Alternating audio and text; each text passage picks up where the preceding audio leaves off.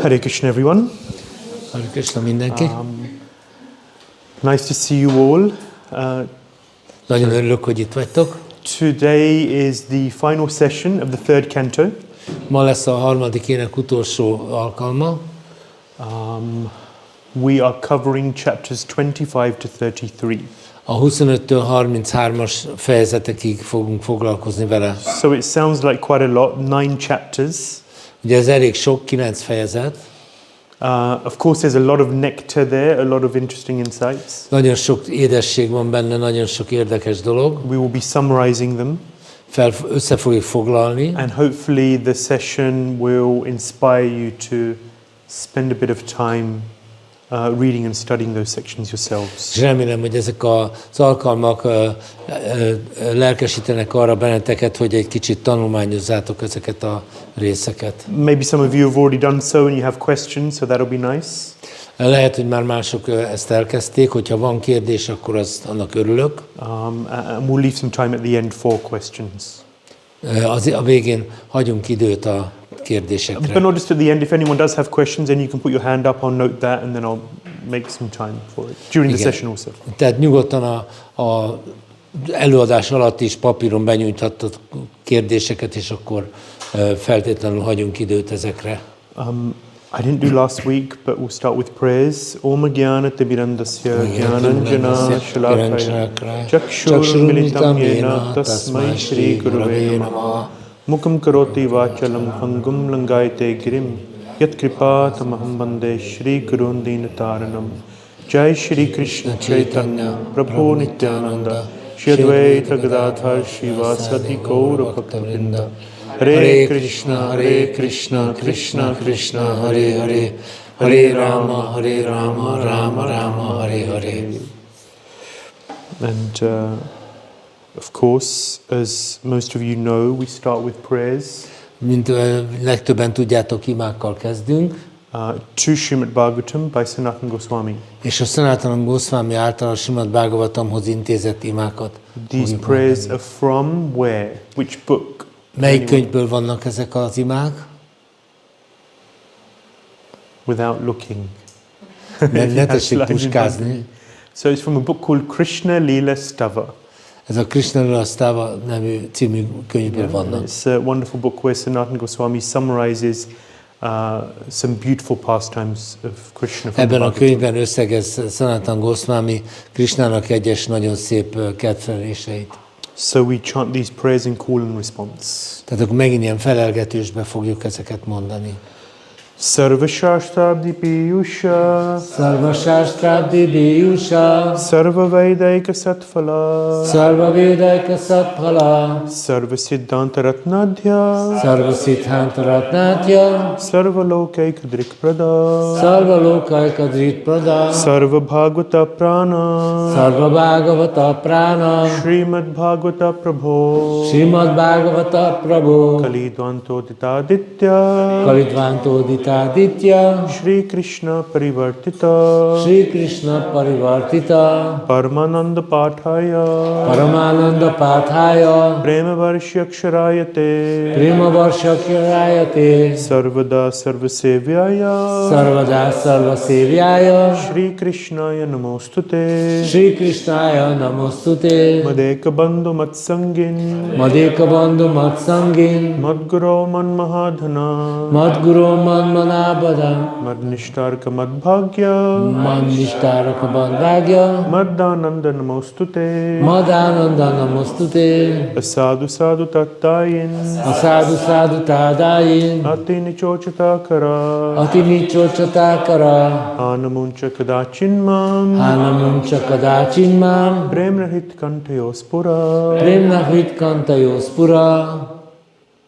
Who knows these verses? Ki tudja ezeket a verseket? Okay. Good verses to learn. Ezeket érdemes megtanulni. I guess if we have more and more sessions, then I learned a lot of verses just by hearing them again and without any real effort. Just hearing them again and again and again. Minden egyes ilyen találkozással ismételjük ezeket a verseket, és nagyon sok verset úgy tanultam meg, hogy csak egyszerűen hallottam, minden külön erőfeszítés nélkül. There are many insights into learning verses, but one of the main things is repetition. Ugye sokféle módon lehet tanulni, de a legfontosabb az ismétlés. And actually the Vedic way of education is repetition. És tulajdonképpen a védikus tanulási módszer az ismétlés.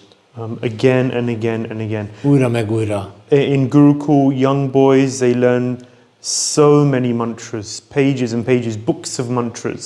A Gurukulában a fiúk nagyon-nagyon sok mantrát, egész könyveket megtanulnak. And it's simply through repetition. És ez egyszerűen csak ismétléssel. Of course you have to understand what it means and so on, but the key method of retaining it is repetition. Tehát persze tudják, hogy mit jelent, de mégis a kulcs a tanuláshoz az ismétlés. Because hearing is the most powerful of the senses. A hallás a legerősebb érzék. Yeah? When you hear again and again and again, it sinks in. Ahogyha többször hallod, sokszor és újra meg újra, akkor lassan így beivódik. At the beginning it's difficult. A kezdet persze nehéz. It looks like a foreign language. Ugye egy idegen nyelv. And difficult long words. Nehéz, hosszú szavak. You don't know the meaning of most of them. A legtöbbnek nem is tudjuk az értelmét. But the more you practice, the more it gets easier. De ha minél többet gyakorolsz, annál könnyebb lesz. Because the mind is a muscle. Az elme az az izom. Yeah, if you never lift weights, then lifting 5 kilos will be difficult. Hogyha nem emelgeted a súlyokat, akkor nem fog működni. Nem. 5 kilos is 5 heavy. kiló az nehéz. It's difficult. Depends. No, if you never do it, then it will Hogyha soha nem emelsz súlyt, akkor az 5 kiló is nehéz. Yeah. But then as you practice, then you can increase. Yeah? És akkor, ahogy gyakorolsz, úgy lehet növelni a súlyokat. So they say practice makes perfect. Tehát ugye gyakorlat teszi a mestert. I really encourage devotees to get into regularly reciting and learning verses. It's also very purifying for the consciousness.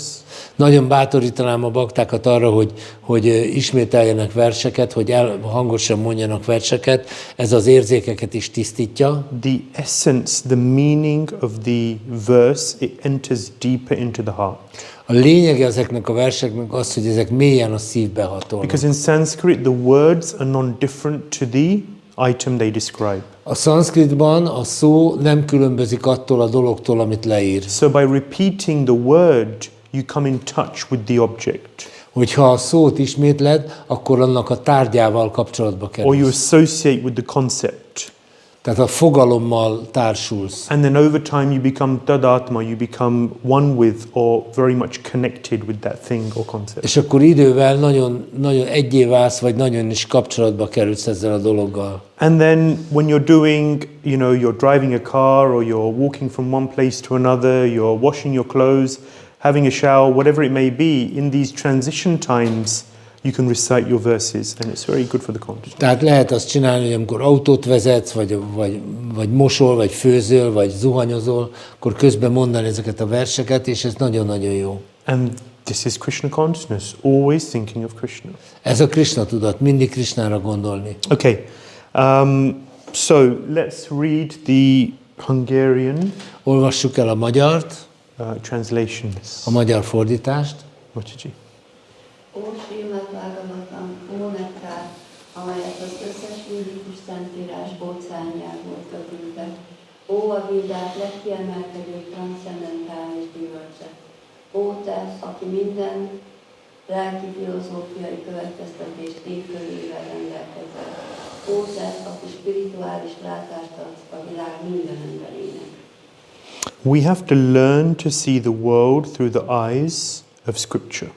Meg kell tanulnunk, hogy a világot a szentírások szemein keresztül nézzük. If you study at the VIHE, the Vrindavan Institute of Higher Education, where they teach courses in Shastra, Tehát ugye a Vrindávani felsőbb oktatási intézmény a sásztrákat tanítja. one of the key measures of success is that a devotee is becoming more and more Shastra Chakshush. Seeing the world through A the eyes siker of egyik legfontosabb mércéje az, hogy a bakta egyre inkább sásztra csaksús lesz, azaz aki a sásztrán keresztül látja a dolgokat. So we see the world not through our conditioned nature, through our training of living in this world.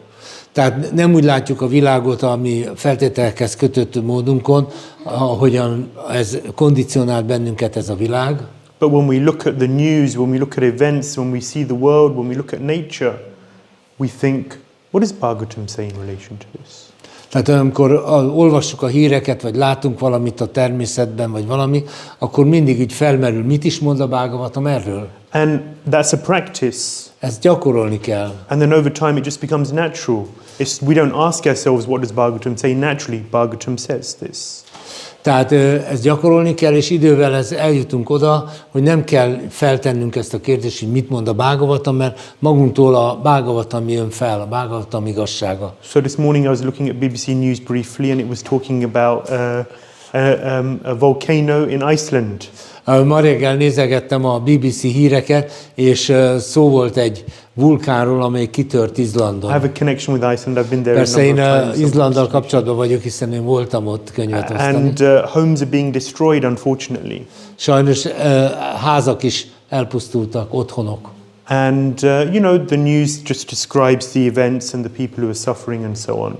A hírek csak elmondják az eseményeket, hogy az emberek szenvednek, stb. Stb. But the world is going through so much change and so much negativity because of the sinful way the world is living. De a világ azért megy át ezeken a változásokon, ezeken a negativitáson, mert rengeteg bűnös cselekedetet követnek el. And this is just one relatively small example. There are so many things happening in the world, and it is a result of the world's sinful way of living. Tehát ez csak egy a sok-sok esemény közül, de a lényeg az, hogy ezeknek mind az az oka, hogy nagyon bűnösen élnek az emberek. And our scriptures give these insights. És a szentírások azok, amelyek ebbe betekintést adnak számunkra. And so in this way, as we read and study and contemplate, more and more we are granted spiritual vision. Tehát ahogy mi ezt elmélkedünk ezen, ahogy ezt tanulmányozzuk, ahogy gondolkodunk rajta, fokozatosan elnyerjük ezt a spirituális tudást, vagy látást, spirituális látást, lelki látást. Okay. Continuing. Mataji, Folytassuk. Ó, Vajsnava bakták életlevegője! Ó, Uram, Te vagy a nap, amely felkelt, hogy eloszlassa a Kali Yuga sötétségét. Te valójában Krishna vagy, aki visszatért közénk.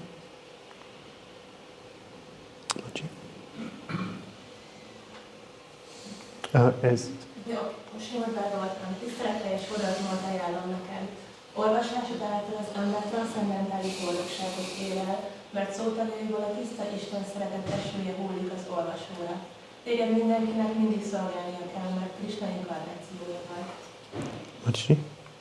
Ó Śrīmad-Bhāgavatam, ó egyetlen barátom, ó egyetlen társam, ó tanítom, ó nagy gazdagságom, ó megmentő, ó jó szerencsém, ó boldogságom, tiszteletre és forradalmat ajánlom neked.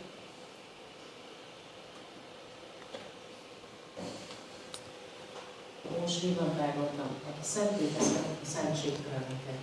Ó a legelesettebb felszabadítója. Kérlek, soha ne adjál. Kérlek, nyilvánulj meg szívemben és torkomban a Krishna jelenti tiszta szolgáltatás életében. Granth Śrīmad-Bhāgavatam ki jai. Okay, so today's session. Na, mai ülés. We started 5 months ago 5 hónapja kezdtük, with this third canto. ugye ezt az éneket, Time flies. hogy repül az idő. So of course we discussed, I'll be very briefly because we've done this a few times.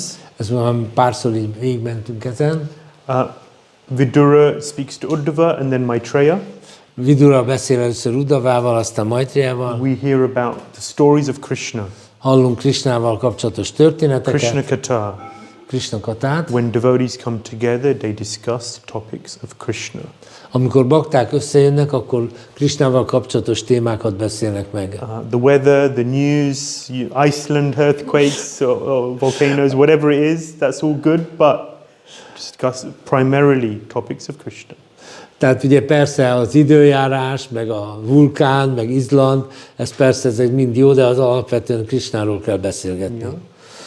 Next technical subjects, Vidura asks Maitreya about many different things in relation to this realm, the material nature.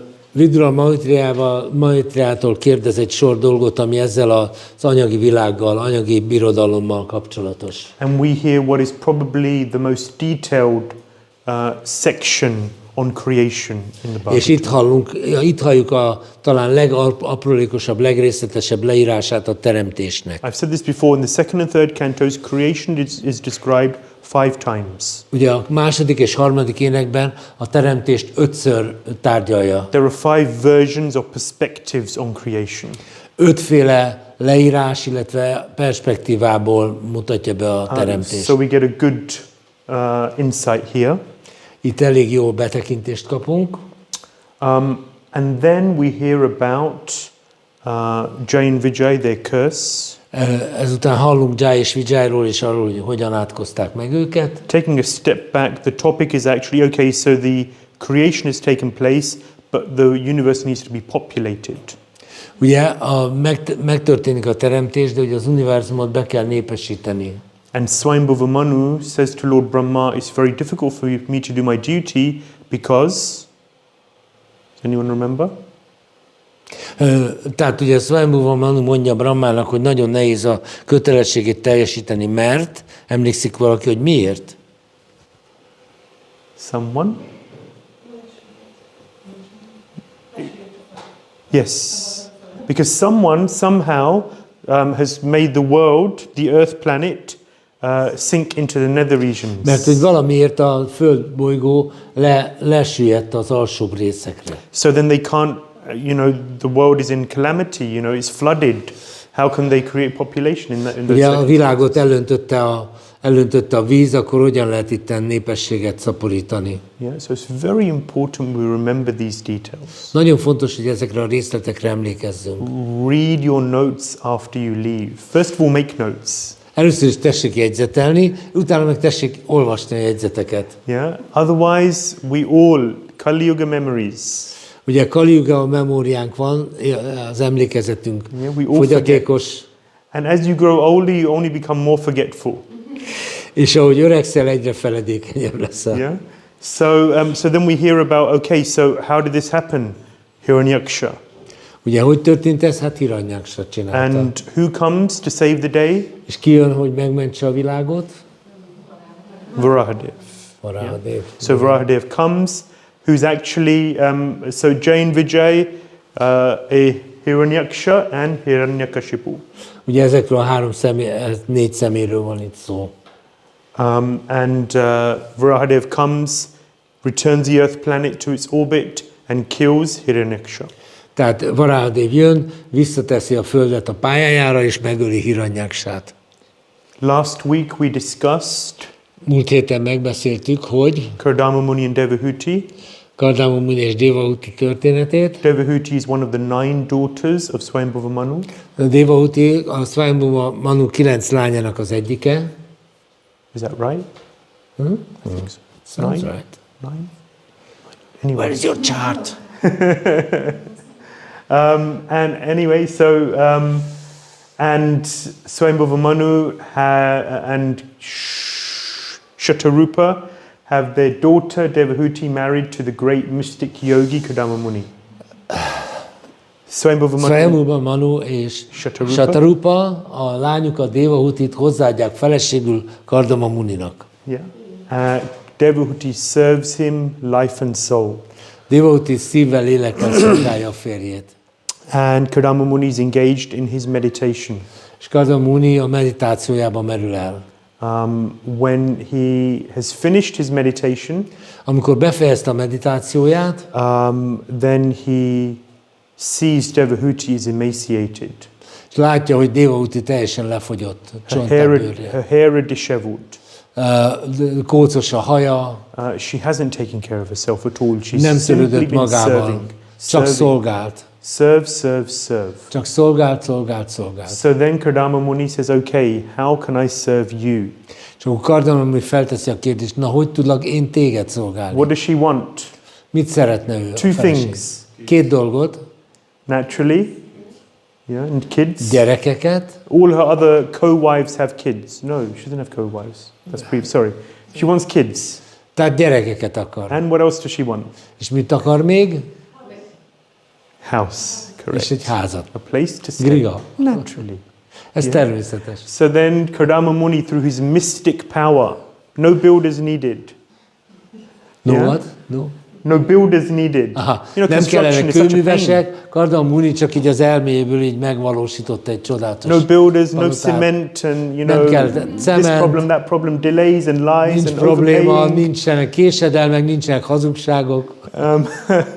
A huge aerial mansion. Egy hatalmas kastélyt, levegőbeli So not just a mansion, but an aerial mansion is flying in the sky. repülő kastélyt And csinált they neki. enjoy for 1 year, És akkor egy évig élvezték 2 ezt. years, 2 évig. 3 years. 3 év. How many years? Hány évig? 100 autumns, it says. Means 100 years. Poetic. Tehát ugye, költőjén azt mondja, hogy 100 őszön át, de hát ugye 100 évet jelent költőjében. And then after all of that, they have children. És mindezek után lettek gyerekek, And 9 daughters. They have 9 daughters. aha, és That's ő why. nekik lett 9 lányuk. Did Swayambhava Mani and Chaturupa also have 9 daughters? I don't think so. But anyway, they have 9 daughters. Van 9 lányuk, azt tuti. And then Kardama Muni says, do you remember the promise when we got married? És akkor Kardama Muni azt mondja, hogy emlékszel az ígéretre, amikor The összeházasodtunk? promise was? That when they gonna have kids, he will leave. He will leave. Ugye az volt az ígéret, hogy amikor megkapta a feleség a gyerekeket, So he's akkor a just about férj to walk- elmegy. Sorry, he's just about to walk through the door.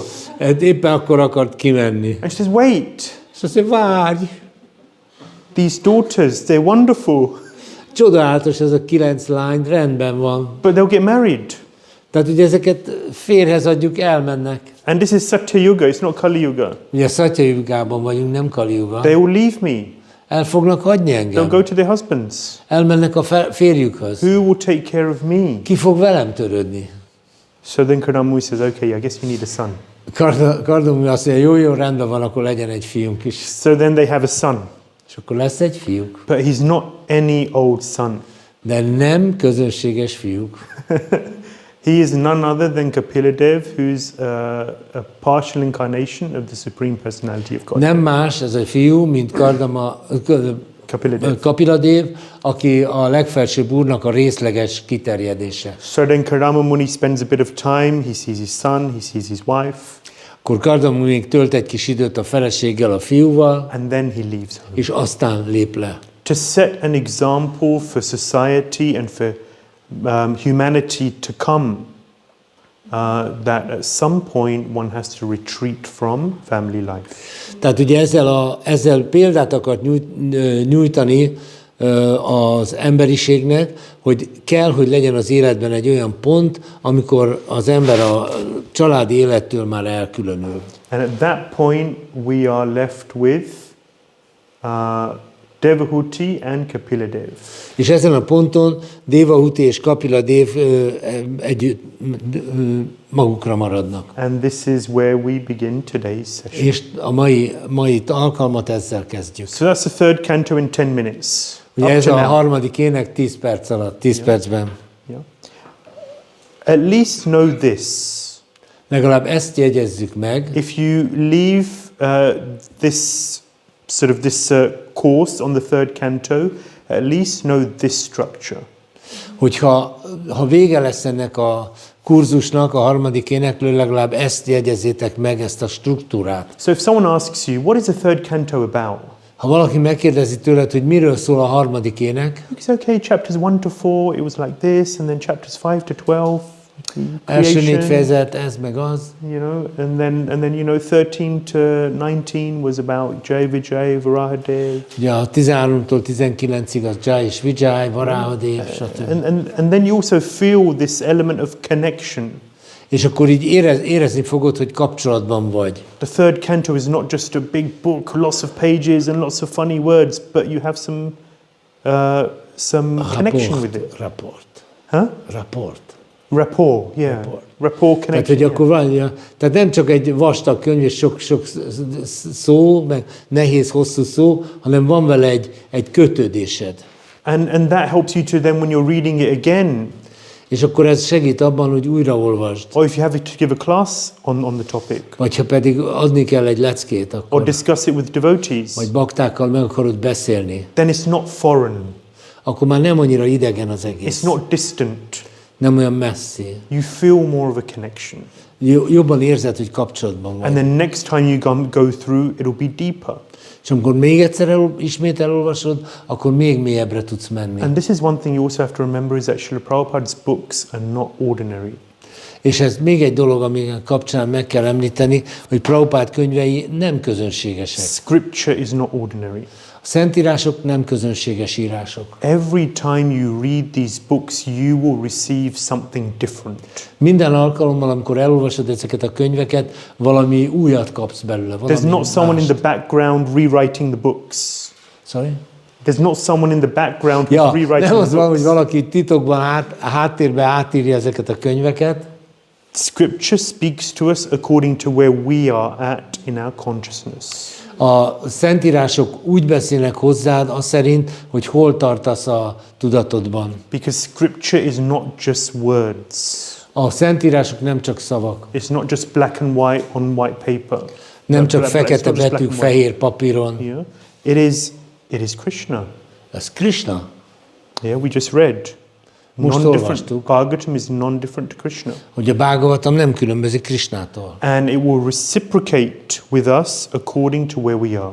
És olyan szinten fog velünk viszonozni, amilyen szinten mi vagyunk. As we deepen and strengthen our faith and Krishna consciousness, Ahogy mélyül és megerősödik a hitünk a Krishna tudatban, we will be able to read into the scriptures in a deeper and deeper way. We'll penetrate more. annál mélyebben tudunk behatolni ezeknek az írásoknak a lényegébe. Yeah, so the more you connect with and have an understanding of what's going on, that's one level of connecting with Bhagavatam. Ugye a Bhāgavatammal való kapcsolatnak az egyik szintje, hogy megtudjuk, hogy mi van benne, And over the years, it goes deeper and deeper and deeper. és ahogy az évek múlnak, egyre mélyebbre és mélyebbre jutunk. So, and this is why this summary, in one sense, is not so satisfying for me. Bizonyos értelemben ez egy nem annyira nagy öröm, vagy kielégítő dolog számomra ez az összegezés. As I'm preparing, I'm reading through the purports and I'm thinking, wow, there's so much nectar here, and I'm just doing a summary, missing so much. Igen, mert ahogy készülök ezekre az előadásokra, és olvasom a szövegeket, azt mondom, hát ebben mennyi édesség van, és én meg csak egy összegezést adok. But then if we were to really go through scripture in detail, De hogyha tényleg részletesen tanulmányozzuk a szentírásokat, then by now we'd probably have got to the second chapter of the first canto, akkor since we started last year. talán mostanára eljutottunk az első ének második fejezetéhez. Once Bhaktisiddhanta Saraswati Thakur, he gave a class on the first verse of the first canto. Egyszer Bhaktisiddhanta Saraswati Thakur adott egy leckét az első ének első fejezet első verséről. Janmadhyasya yatonvaya ditarascharteshva vigyasvarat. It's a wonderful verse, long verse. Ez egy csodálatos vers, hosszú vers. He spoke on this verse every day for 3 hours for 3 months. Minden nap 3 órát beszélt 3 hónapig erről az egy versről. 3 months. 3 hónapig. One verse. Egy vers. Yeah. So sometimes devotees read Prabhupada's purport, I don't know, it's 15 pages maybe, 10-15 pages. Ugye, ha elolvassátok Prabhupád magyarázatát, 10-15 oldal. It's small section of what Saraswati Thakur spoke about. Ugye ez egy kicsike ahhoz képest, amiről Saraswati Thakur beszélt. But the summary format that we're doing, I feel, is still valuable because, as I said, it gives a deeper connection with the Bhagavatam. De mégis úgy gondolom, hogy ez az összegző forma, ez jó, hasznos, mert segít kapcsolatba lépni a Bhagavatammal. Okay, so today's chapters 25 to 33 are all about Sāṅkhya-yoga.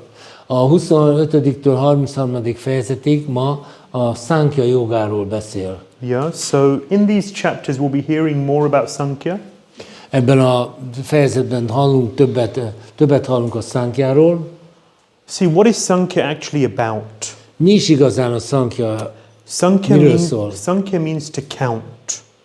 Sāṅkhya azt jelenti, hogy számolni, számba venni. Basically what Sāṅkhya-yoga is about is breaking down material nature into its constituent parts. Ez tulajdonképpen az anyagi természetnek a felbontása az alkotó részeire. So if I have this laptop, and if I'm an expert, I take it apart. I'm not. Ugye itt van ez a laptop, és hogyha én értenék hozzá, akkor szét tudnám szedni darabokra, nem értek hozzá. And there's a semiconductor, I guess. Feltételezem, van benne valami félvezető. There's a battery. Van benne egy akku. And of course the screen's there. Van egy képernyője. And so many other things, I'm sure. És egy csomó minden van benne. Shows how much I know.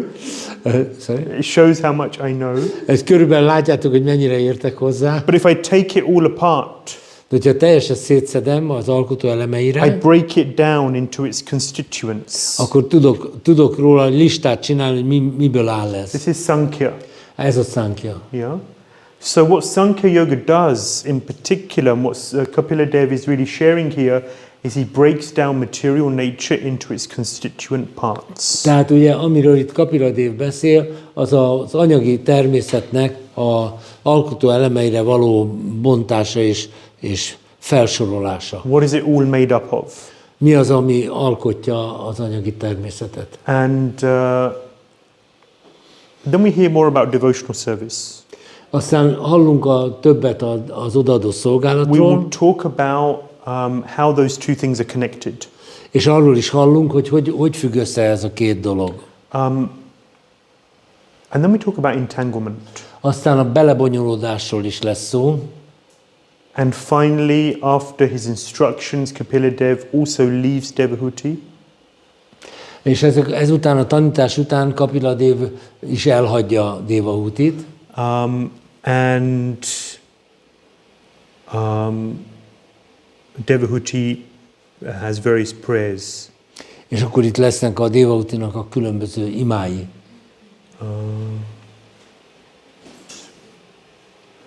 Okay. Right. So, yes. So here is Kapila Dev. Itt van Kapila Dev. He's preaching to his mother.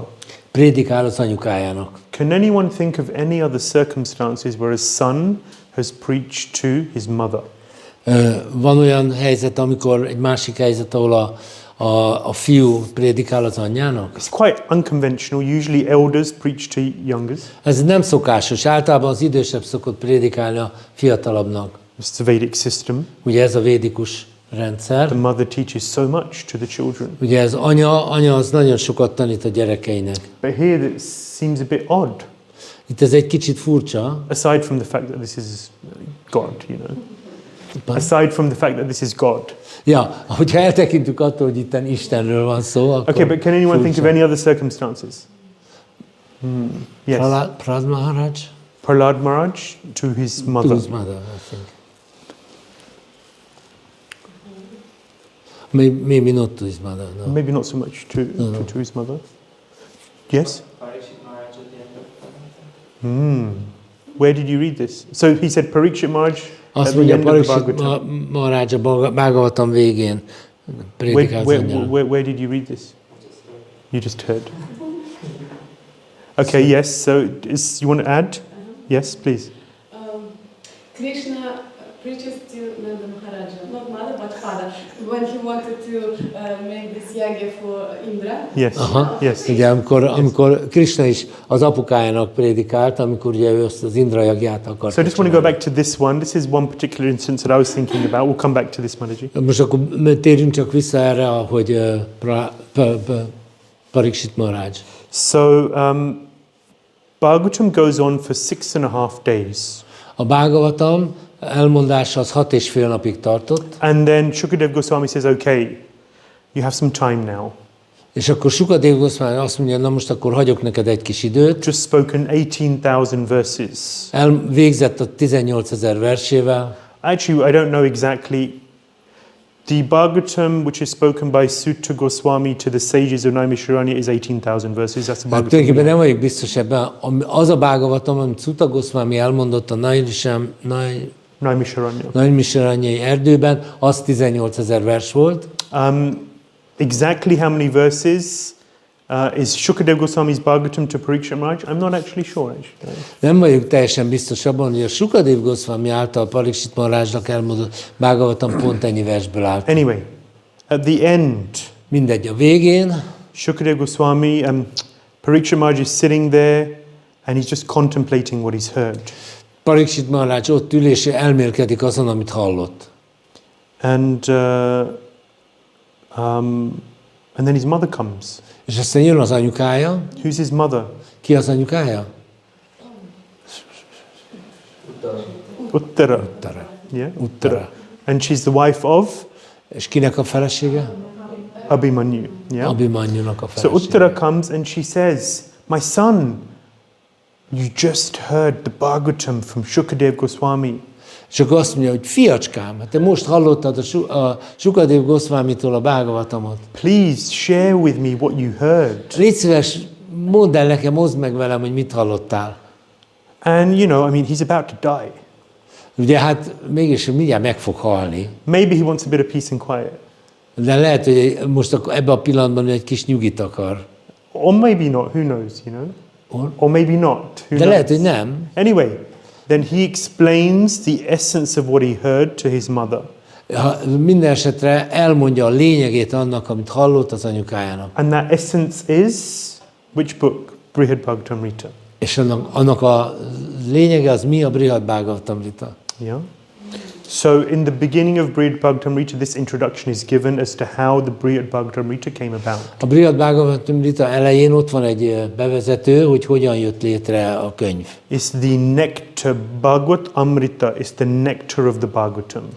Bhagavat Amrita, ez azt jelenti, hogy a Bhagavatam nektárja. Shukamukad Amrita Dravya Samyutam, as it goes down in parampara from one great soul to another, Bhagavatam actually becomes sweeter and sweeter. Ahogyan a tanítványi láncolaton keresztül a Bhagavatam lejjebb és lejjebb kerül a következő generációk számára, egyre édesebb lesz. In this world, if you pass knowledge down from teacher to student, often it gets corrupted and degraded. Ebben a világban sokszor az van, hogy amikor a tanár átad tudást a diáknak, akkor az eltorzul, hiányossá válik. The student will miss things, miss details, add things. Elfelejtenek részleteket, hozzátesznek valamit, ami nem odavaló. In English we have this thing called Chinese whispers. Van ez angolban ez a kifejezés, hogy a kínai suttogás, de ez arra a játékra utal, amikor így körbeülnek az emberek, és akkor az egyik súg valamit a fülébe az egyiknek, körbeül tovább súgják, és amikor körbeír a szó, akkor teljesen más. I will tell them, the English speakers, what Yes. you just said. So Chinese whispers is you sit in a circle and you tell the person next to you something, and they tell the next person, and it goes all the way around, and by the time it comes back to you, it's something totally different. That's what he said. So Thank you for translating. my pleasure.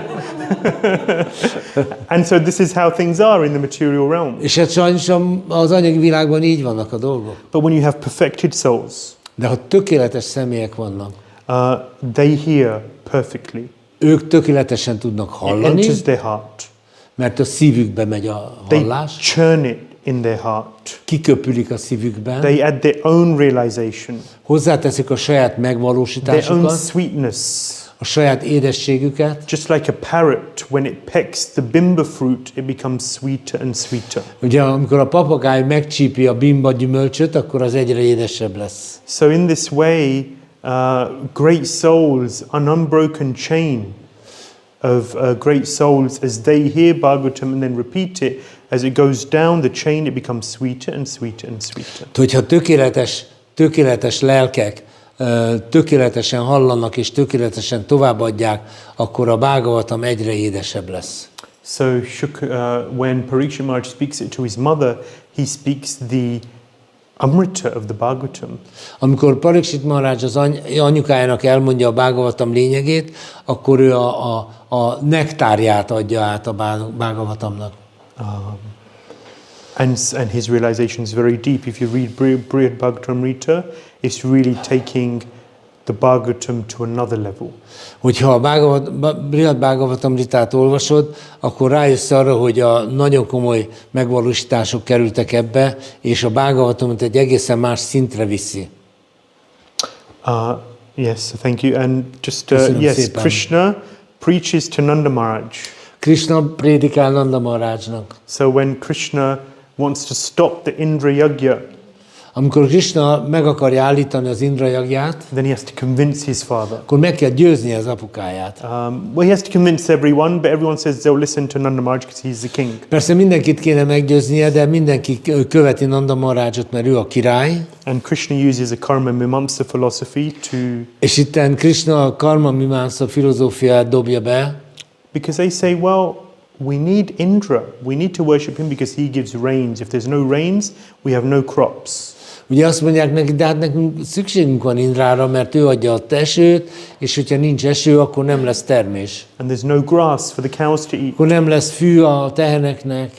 So then Krishna said, you don't need Indra for that. Krishna azt mondja, nincs szükségetek Indrára ehhez. You continue doing your duties and it's automatic, you'll get rains. Csak csináljátok tovább a kötelességeiteket, és akkor ez automatikusan rendben lesz. You don't need some higher power, forget it. Azt mondja, nincs szükségetek felsőbb erőkre. God, Feledkezzetek there's no el. God, forget it. De nincs is Isten. So this is a karma mimamsa philosophy. Ez a karma mimamsa filozófia. It's a very amusing discussion. Ez egy nagyon érdekes, vicces beszélgetés. Because this is a Vedic philosophy. God is trying to convince his father that there's no God. Ugye, mert ugye itt van ez az érdekes helyzet, hogy Isten megpróbálja az apukát meggyőzni arról, hogy nincs Isten. Okay. I'm going to move on because time is going. Az idő persze szalad. So Devahuti is very humble. Devahuti nagyon alázatos. She sits and she's very eager to hear from her son. Leül a fia előtt, és nagyon, nagyon szeretne hallani tőle. It's interesting because in the last session 2 weeks ago, we spoke about Devahuti and Kardama Muni. Ugye érdekes, mert a múltkori találkozón beszéltünk Devahuti és Kardama Muniról. And Kardama Muni leaves home, he's a great sage.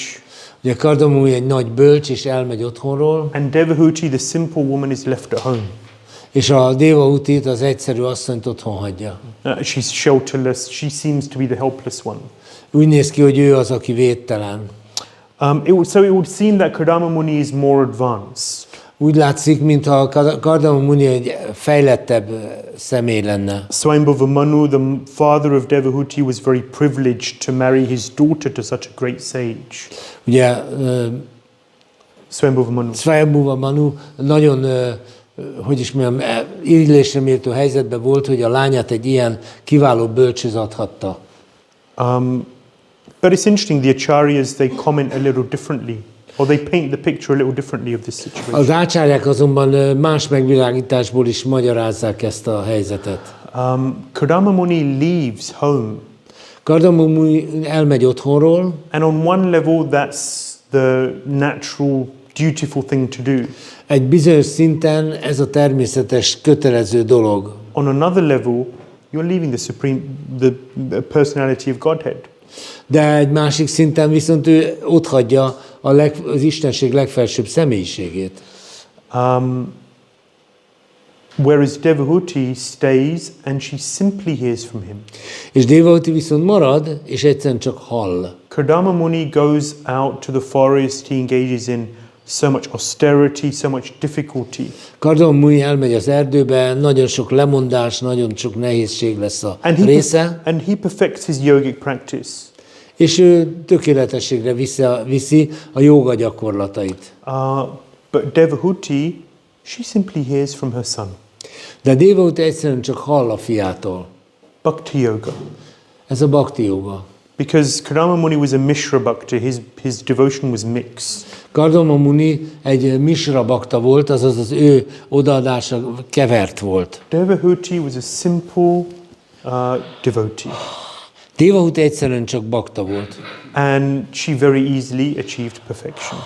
És ő nagyon könnyen elérte a tökéletességet. So there's the external superficial story, what's happening, what we read, but then below that, deeper than that, there's another element to the story. Tehát ugye van először a felszínen egy történet, amit elolvashatunk, de van ennek egy mélyebb rétege is. And we see this time and time again in the Bhagavatam. There is a story behind the story.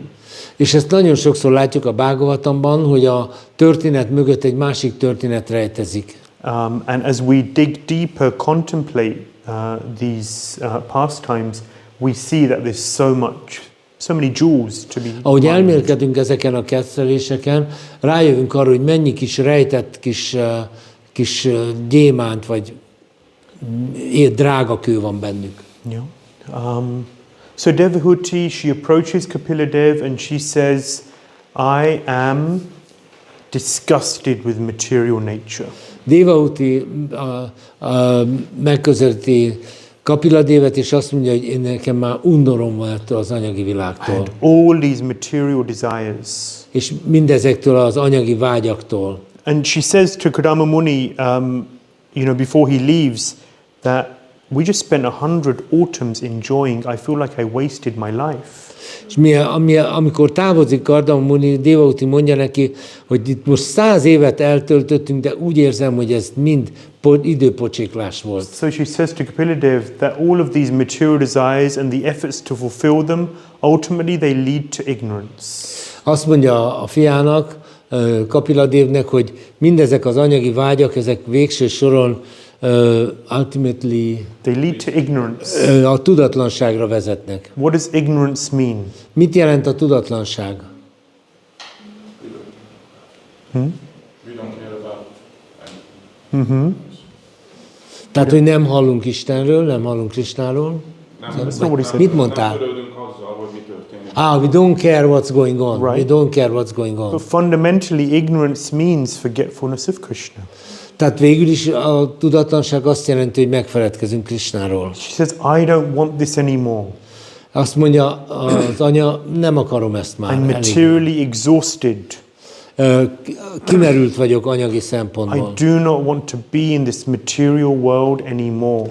Nem akarok többet ebben az anyagi világban lenni. Please remove this layer of ignorance from my consciousness. Légy szíves, töröld le ezt a tudatlan réteget a tudatosságomról. Dispel this ahammameti, I, me and mine. Légy szíves, oszlasd el ezt az én enyém hangulatot. Yeah, my mind and senses and following these material desires, they've led me to this very dark space. Az elmém és az érzékeim, amelyeket követtem, erre a sötét helyre vittek. So Kapila Dev speaks about getting free from the mind and senses. Kapila Dev beszél arról, hogy hogyan lehet megszabadulni az elmétől és az érzékektől. Becoming free of this false identification. Hogy szabaduljunk meg az ilyen hamis önazonosságtól. And then how to become attached to Krishna. És hogyan kapcsolódjunk Krishnához. And so he explains how bhakti yoga is the most powerful and practical way of doing that. Elmagyarázza, hogy a bhakti yoga a leggyakorlatiasabb és legerősebb módja ennek. Yeah, so if we look at the Bhagavatam, ha megnézzük a Bhagavatamot, we see that there's many beautiful stories. Látjuk, hogy nagyon sok szép történet van benne. And we experience the sweetness of the Bhagavatam. És meg tudjuk tapasztalni a Bhagavatam édességét. At the same time, we also see how there's a lot of philosophy. De ugyanakkor azt is látjuk, hogy egy csomó filozófia van benne. And we see the realities of the world. Látjuk a világ valóságát. Yeah, so it's kind of like two ends of the scale. Tehát úgy nézzük, hogy ez a skálának a két vége. Also, we hear a lot about detachment. Hallunk ugyanakkor az elkülönülésről is. This section, Kapila Dev is speaking a lot about detachment from matter. Kapila Dev ebben a részben nagyon sokat beszél attól, hogy hogyan engedjük el az anyagot. And then at the same time, we also hear about becoming attached to Krishna. Ugyanakkor pedig hogyan kapcsolódjunk, hogyan ragaszkodjunk Krishnához. Stories without the philosophy don't have so much meaning. Olyan történetek, amiben nincs benne a filozófia, nem túl sok értelemmel bírnak. Philosophy without the stories bring the philosophy alive. Viszont a történetek azok, amelyek a filozófiát életre keltik. Can become as detached as you like. Lehet annyira elkülönültnek lenni, amennyire akarjuk. But if you don't become attached to Krishna, then what's the point? De hogyha nem az a vége, hogy ragaszkodunk Krishnához, akkor mi értelme volt It's az very egésznek? difficult at the same time, very difficult to become attached to Krishna while we're still attached to the material. Ugyanakkor nagyon nehéz Krishnához ragaszkodnunk, akkor, hogyha még ragaszkodunk az anyaghoz is. So there's focus in this section on this detachment from matter. Tehát ez a rész eléggé fókuszál azon, hogy hogyan kell az anyagtól elkülönülni. Yeah, and so as we were saying, Kapila Dev, he really breaks down material nature into its parts. Ugye, ebben a részben Kapila Dev lebontja az anyagi természetet az alkotó elemeire. And then you look at the world on the basis of these composite factors. És az összetevők alapján nézzük a világot. Rather than superficially. És nem csak felületesen. Yeah. And then, excuse me, as you look at it from that perspective, ha ebből a szempontból nézzük, it helps you to become detached. Akkor segít, és hogyha ebből a szemszögből nézzük, akkor segít abba, hogy elkülönüljünk. As we go along, I'll give you a better example than the laptop. Lesz majd jobb példa is erre, mint a számítógépem. It's coming in the slides. Igen, a következő diákon. Okay, but Kapila Dev says that bhakti yoga is the most powerful way to advance. Kapila Dev azt mondja, hogy a bhakti yoga a legerőteljesebb módja az előrehaladásnak. To become realized. Hogy megvalósítottak legyünk, önmegvalósítottak. What is the most important part of bhakti yoga? Mi a bhakti jogának a legfontosabb eleme? It says it's associating with sadhus. Hogy szadukkal társuljunk. Yeah. So in this very wonderful verse, ebben a csodálatos versben, actually this verse, some sampradayas, they consider this verse to be the most important verse in the Bhagavatam. Vannak olyan szampradáják, amelyek ezt a verset tekintik a Bhagavatam legfontosabb versének. Who wants to read the Sanskrit first? Who's brave? Ki akarja olvasni a szanszkritot először? Prasangam ajaram prasam atmana kavayo vidu sareva sadhushu prito mokshadvaram apavritam. Someone for the Hungarian? Akkor ki fogja a magyart olvasni? Minden művelt ember jól tudja, hogy a szellemi lélek számára az anyaghoz való ragaszkodás a legerősebb kötelék. De ha ugyanez a ragaszkodás az önmegvalósított bakták irány nyilvánul meg, az megnyitja a felszabadulás kapuját. So attachment causes bondage. Tehát a ragaszkodás az megkötöttségre vezet. Attachment to material causes bondage. Mármint az anyagi dolgokhoz való ragaszkodás. But that same attachment, when directed towards sadhus, great souls, is the door to freedom. De ugyanez a ragaszkodás, hogyha szadukra, megvalósított személyekre irányul, akkor megnyitja a felszabadulás kapuját. So there is an absolute necessity in spiritual life to associate with sadhus. Abszolút fontos, hogy a lelki életben szadukkal társuljunk. Once Prabhupada was in Brazil. Prabhupada egyszer Brazíliában volt. And he was speaking about Krishna and how to meditate on Krishna. beszélt Krisnáról és arról, hogy hogyan meditáljunk Krisnán, how to remember Krishna. hogyan emlékezzünk Krisnára. So then a devotee said, Prabhupada, it can be very difficult to meditate on Krishna. De a bakták azt mondták, hogy de Prabhupád, annyira nehéz Krisnán meditálni. So if at the time of death I can't remember Krishna, Hogyha a halál pillanatában nem tudok emlékezni Krisnára, but if I remember you, de ha én rád emlékezem, then is that okay? az rendben lesz? And Prabhupada said, yes, it is okay. Prabhupád azt mondta, hogy igen, rendben lesz. Yeah, because a saintly person Egy szent is non-different to Krishna. nem különbözik Krisnától. Yeah. So coming in contact with great personalities, taking shelter of them, serving them is a key means for liberation. Tehát az ilyen szent személyekkel való társulás, tőlük hallás, az ő szolgálatuk, az megnyitja a felszabadulás kapuját. Serving them. Szolgálni őket. Prabhupada said that the key aspect of Gurukul, 80% of what Gurukul is about is to learn to respect sadhus.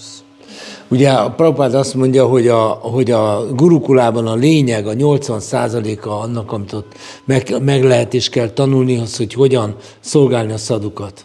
Meaning that's what young children should learn and carry throughout their lives. Ez az, amit a kisgyerekeknek meg kell tanulni és magukkal vinni az egész életükre. To learn to respect sadhus. Megtanulni, hogy hogyan tiszteljék a szadukat. So that respect, service to, meditation on. Tehát tisztelet, szolgálat, meditálás rajtuk. It really opens the doors to liberation. Ez valóban megnyitja a kapuját a felszabadulásnak. There are many examples of it. There's one key example which we spoke about. Sok-sok példa van, de van egy kulcs példa, amiről beszélünk. Last year. Tavaly.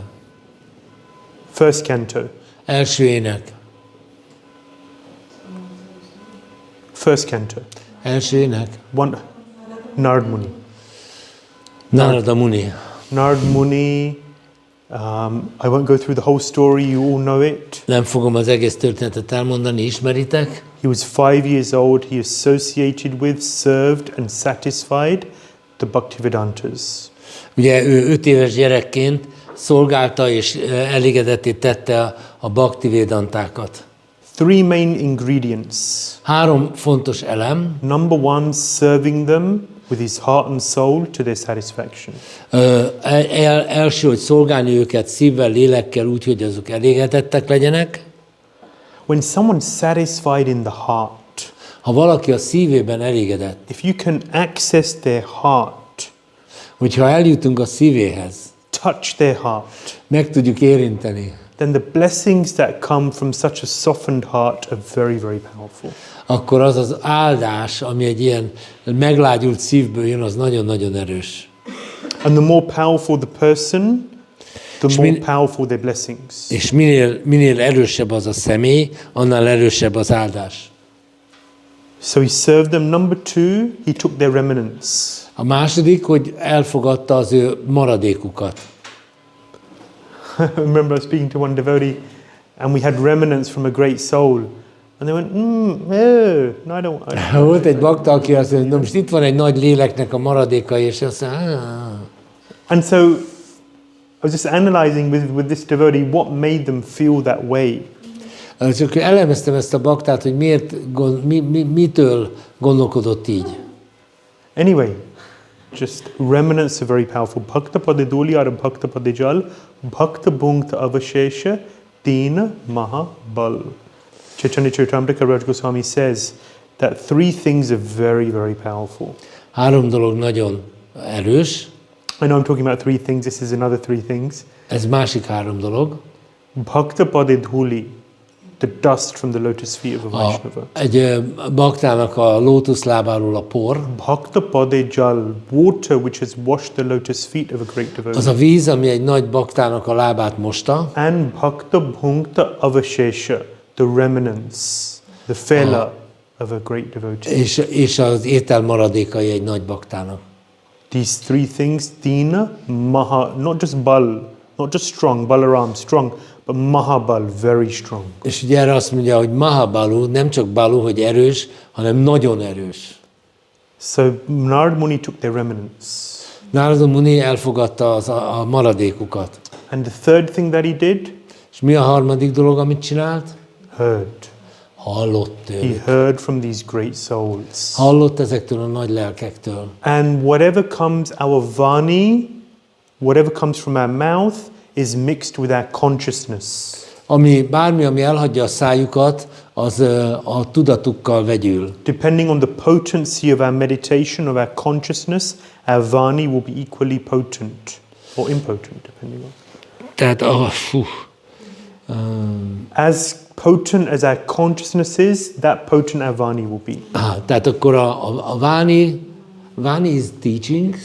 How do you understand Words. it? Words. Oké. Tehát a szavak, amelyek elhagyják a szájukat, annál erősebbek, minél fejlettebbek ők maguk. A tudatuk. So, number 1, service. Number 2, remnants. Number 3, Szolgálat, remnants. a maradékok, és hallani. Number 3, hearing. From a great Hallani. soul. Very, very powerful. So this is Narad Muni's example. Ez Narada Muni példája.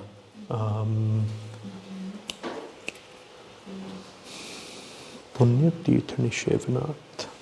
1-2-16. Śrīmad-Bhāgavatam. is a very nice Bhāgavatam verse. elsőnek második fejezet, 16. vers. And it escapes me. Most nem jut eszembe. 1-2-16. Punya Tirthani Shevanat. Shushusho Shuddhanasya Vasudeva Katharuchi Shyan Mahat Sevaya Vipra Punya Tirtha Nishevanat.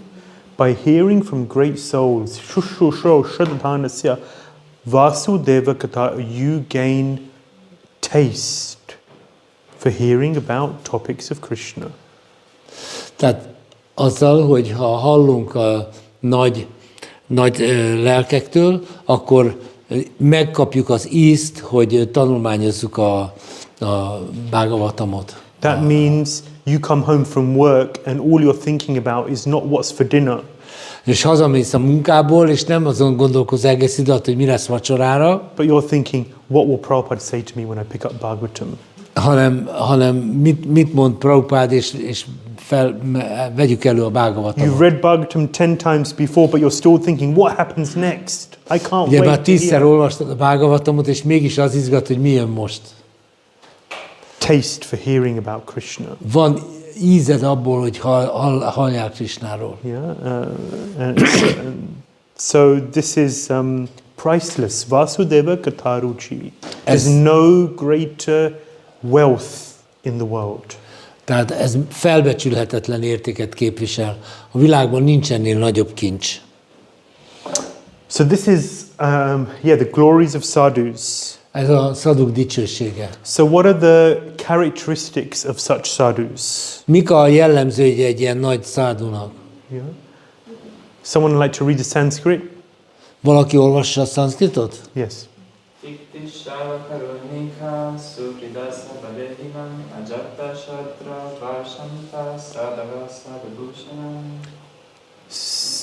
Swayamrupa Prabhu, Sanskrit, Hungarian even?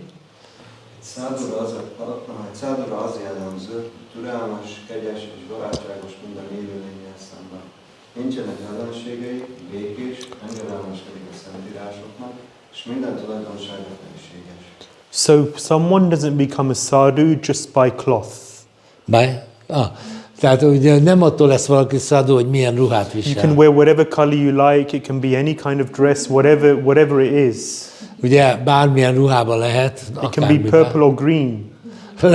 Lehet lila, vagy lehet zöld. What's really important? Ami igazán fontos, A sadhu has certain ornaments.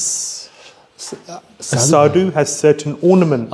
egy szádunak vannak ékei, I'm not talking about necklaces and de nem bangles. nyakláncról beszélek, vagy karkötőről. A sadhu's ornaments are his qualities. A szádunak a díszei, azok a tulajdonságai. Yeah. So what are the qualities of a sadhu? These are some of these qualities. Tehát, hogy milyen tulajdonságai vannak a szádunak, itt van összegezve. Number 1, he has no enemies. Az egyes számú, hogy nincsenek ellenségei. Ajata Shatrava Shanta. His enemy is unknown. Az ellenségei ismeretlenek. There's no enemies. Nincsenek ellenségei. Very wonderful quality. Even if someone thinks of the sadhu as his enemy, the sadhu doesn't think of him as the enemy. Tehát ez azt jelenti, hogy még ha valaki úgy gondol erre a szádura, hogy az ellensége, a szádhu nem fog úgy gondolni rá, mint He's very tolerant and merciful. És nagyon türelmes, és nagyon, nagyon kegyes. Once there was a sadhu and he saw a crab and it was stuck in a box. Crab? Egy szadhu egyszer látott egy rákot, amelyik beszorult egy dobozba. You know, when they fish crabs, amikor, tudjátok, amikor fogják a rákokat, you know they have boxes akkor ilyen where they keep the crabs. Dobozba fogják a rákokat. But there's no need for a lid. De nincs szükség, nem kell a dobozt felül lezárni. Because if one of the crabs is trying to get out, trying to climb and get out. Mert amikor az egyik rák megpróbál kimászni, crabs have this nature where they're very envious of each other. A rákoknak megvan ez a tulajdonság, hogy nagyon irigyek. So if someone's trying to succeed and get out of the box and és escape hogyha valamelyik and meg become is free, próbálna kimászni a dobozból, és hogy szabad legyen, the other crabs will say he's not getting out and they pull him a down. többi rák lerántja őt, visszarántja. And therefore no lids needed. Nincs szükség fedőre. So there was a sadhu and he saw a crab. És hogy egy szadhu lát egy rákot, and he tried to help the crab to come out. És megpróbált segíteni a ráknak, hogy kimásszon. And what did the crab do? Bite. Mit csinál a rák? Mit csinál? Megharapja. And the sadhu went, megcsipi. But then he tried again. De akkor megint meg. Szadhu elkapja a kezét, de megint megpróbál neki. What did the crab do? Megint megcsípi. Hurts. What does he do? Fáj. Mit csinál? Tries again. Megint megpróbálja. And someone's watching. Valaki ezt nézi. And they think, Sadhu, what are you doing? És azt mondja, de hát bölcs, mit csinálsz? Can't you see? You can't help this crab. Nem látod, hogy nem lehet rajta segíteni ezen a rákon? The sadhu said, it's the crab's nature to bite. Azt mondja erre a szadhu, hogy a ráknak ez a természete, hogy csíp. He's following his nature. Ő a természetét követi. My nature is to serve. Az én természetem viszont az, hogy szolgáljak. So I'm going to continue my nature. És úgyhogy én is folytatom a saját természetem szerinti. Very powerful, instructive. That's the nature of a sadhu. Nagyon erős példa. Just because someone else is misbehaving, it doesn't mean you change your nature. Tehát, hogyha valaki rosszul viselkedik veled, az nem azt jelenti, hogy te megváltoztatod a természeted. So in life we have to be very, because we can be affected by our association.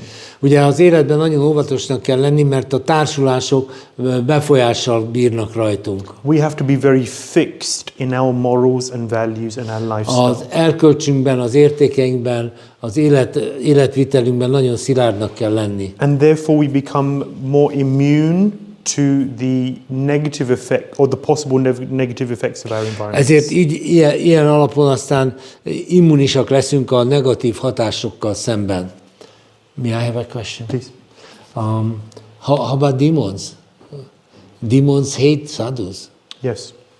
How do you interpret such a situation? Yes. Hogy a démonok utálják a szadukat. Most akkor... Igen, tehát a démonok utálják a szadukat, akkor most hogy kell egy ilyen helyzetet értelmezni? So, the Bhagavatam 11.2.46, it explains, Ishwarata dadhineshu balisheshu dvishatsucha prema maitri kripopeksha yakkaroti samadhyamadikari. Egy madhyamadikari, ez a 11. énekben van, egy madhyamadikari, he differentiates between different különbséget tesz. So, Ishwara prema, he has love towards the Lord. Ő benne van szeretet az Úr iránt. For Devotees, he has maitri, friendship. A baktákhoz barátsággal viszonyul. For the people who are open, when he's preaching, people who are open, people who are ready to hear, people who are ready to know, he has mercy. Azokkal szemben, akik hajlandók hallani tőle, kegyet gyakorol.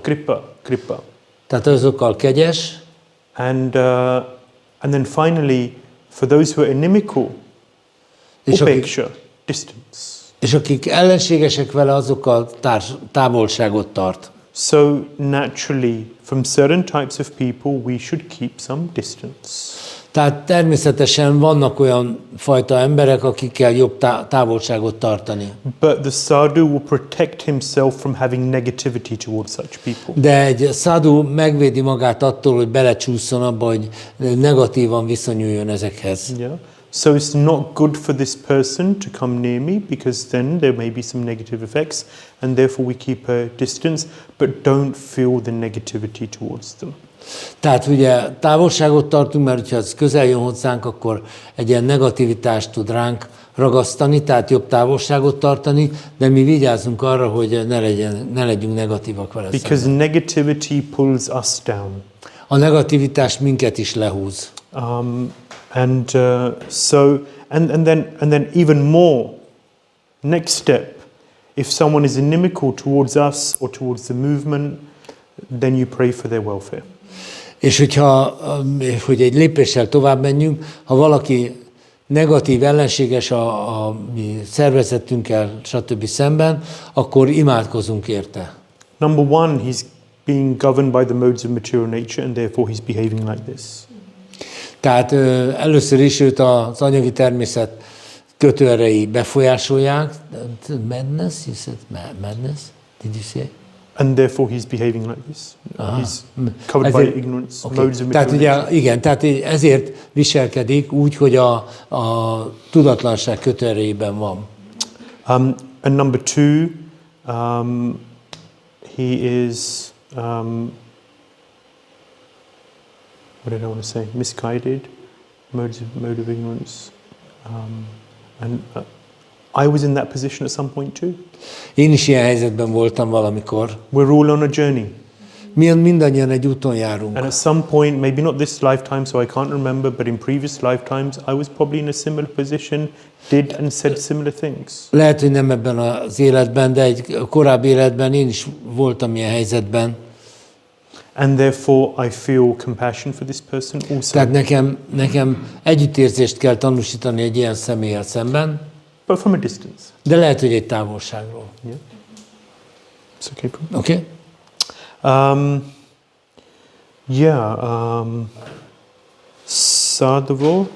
Sadhu Bhushana Suridha Sarvadehinam. Whoops.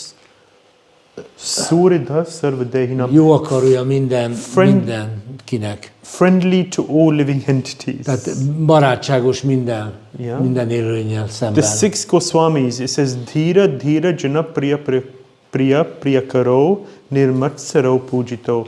Because they were non-envious, they didn't have any envy of anyone.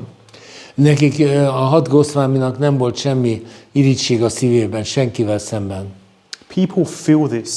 Az emberek megérzik ezt. Our sixth sense, something inside us, feels the envy or the hatred or the negativity in another's heart.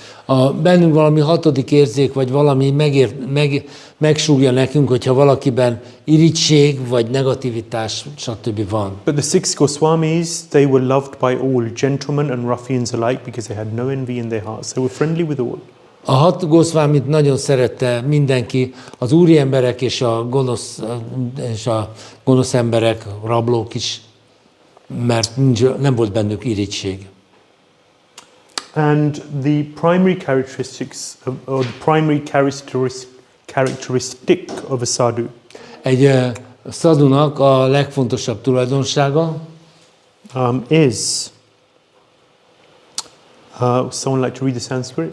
Valaki olvassa a szanszkritot?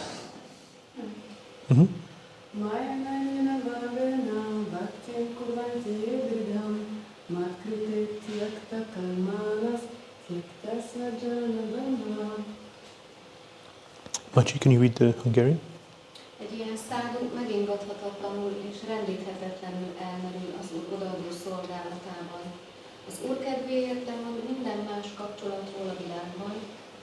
kapcsolatokról és a barátokról is. So the primary characteristic of a sadhu is, according to the Bhagavatam, A Bhagavatam szerint egy szádunak a legalapvetőbb tulajdonsága, is surrender.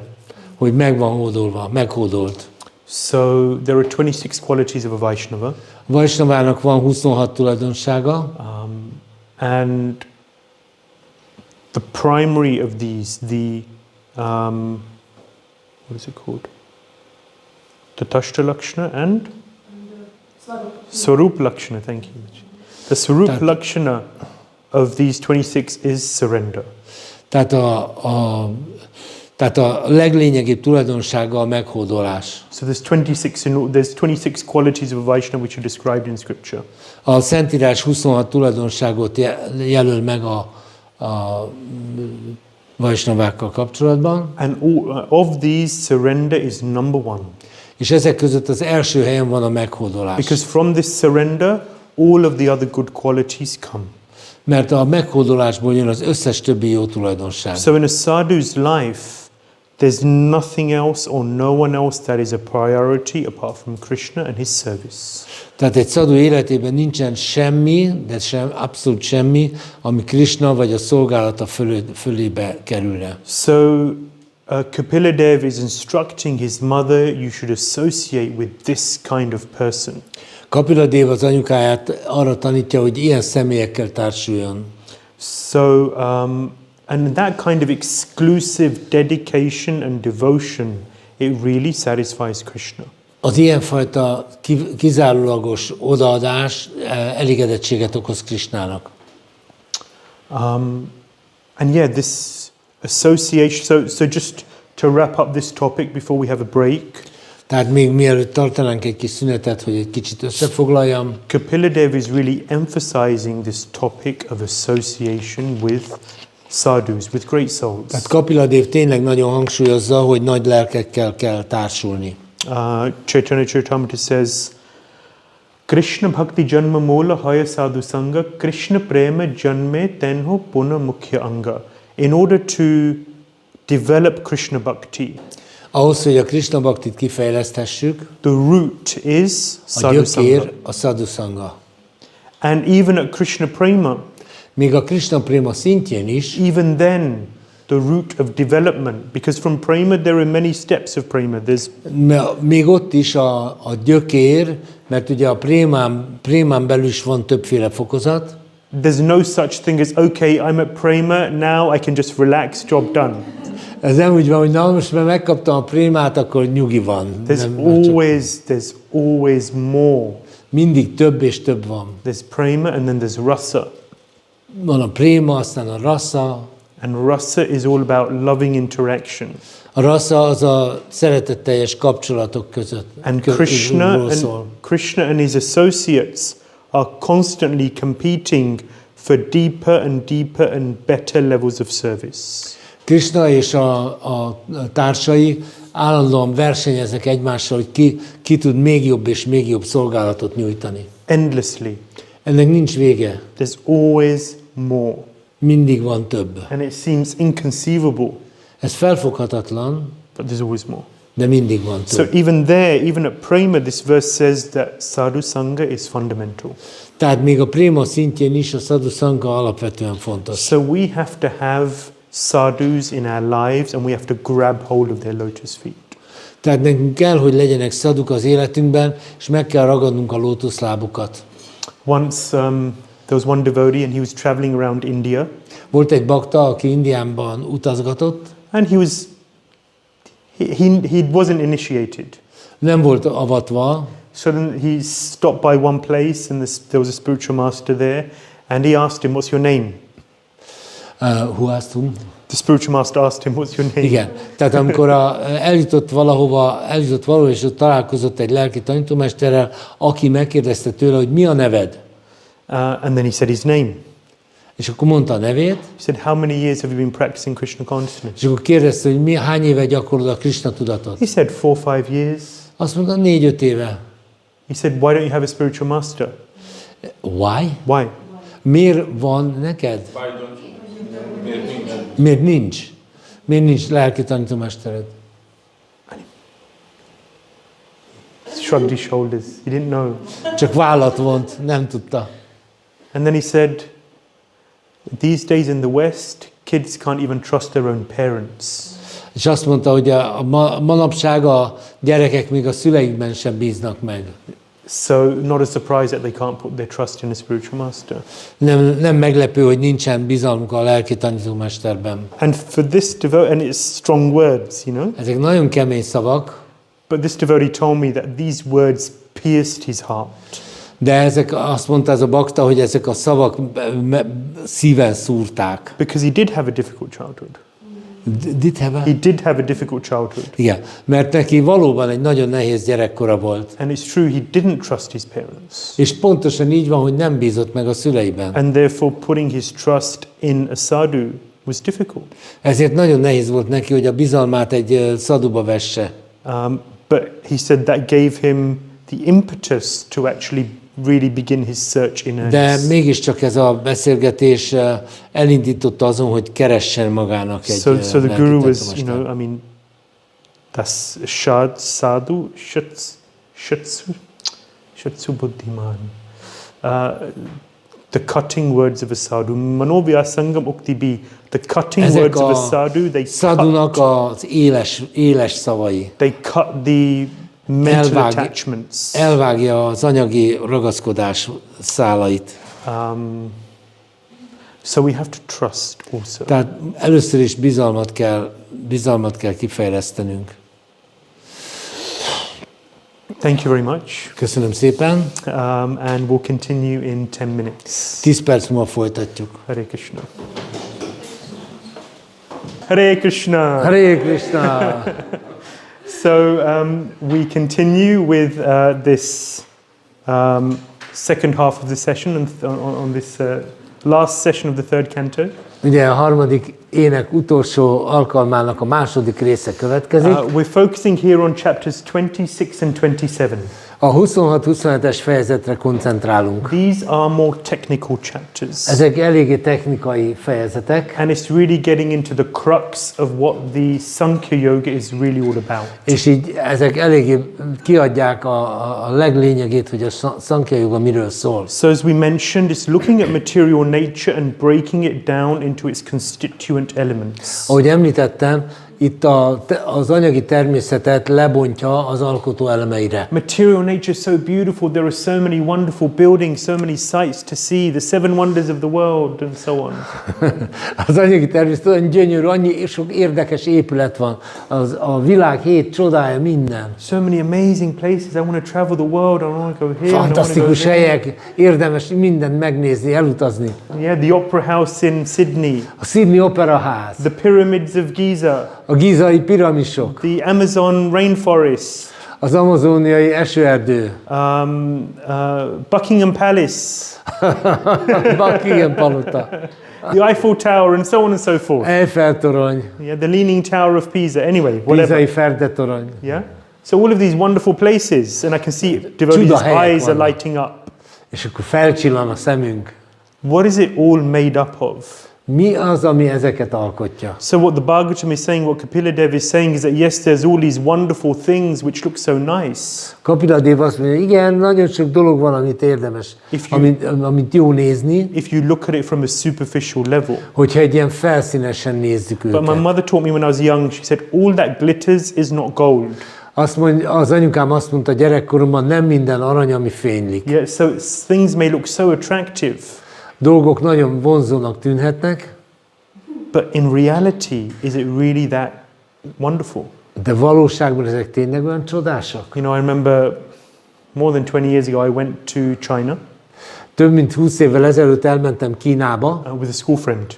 Sorry? With a school friend. Egy iskolai barátommal. And we got a grant, a scholarship.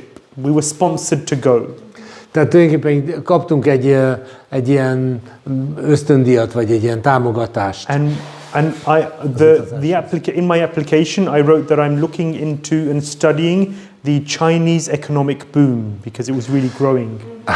Igen, és akkor azt írtam a kérvényembe, a támogatás iránti kérvényembe, hogy szeretném tanulmányozni a kínai fejlődést, mert akkor ilyen nagy gazdasági fejlődésben voltak.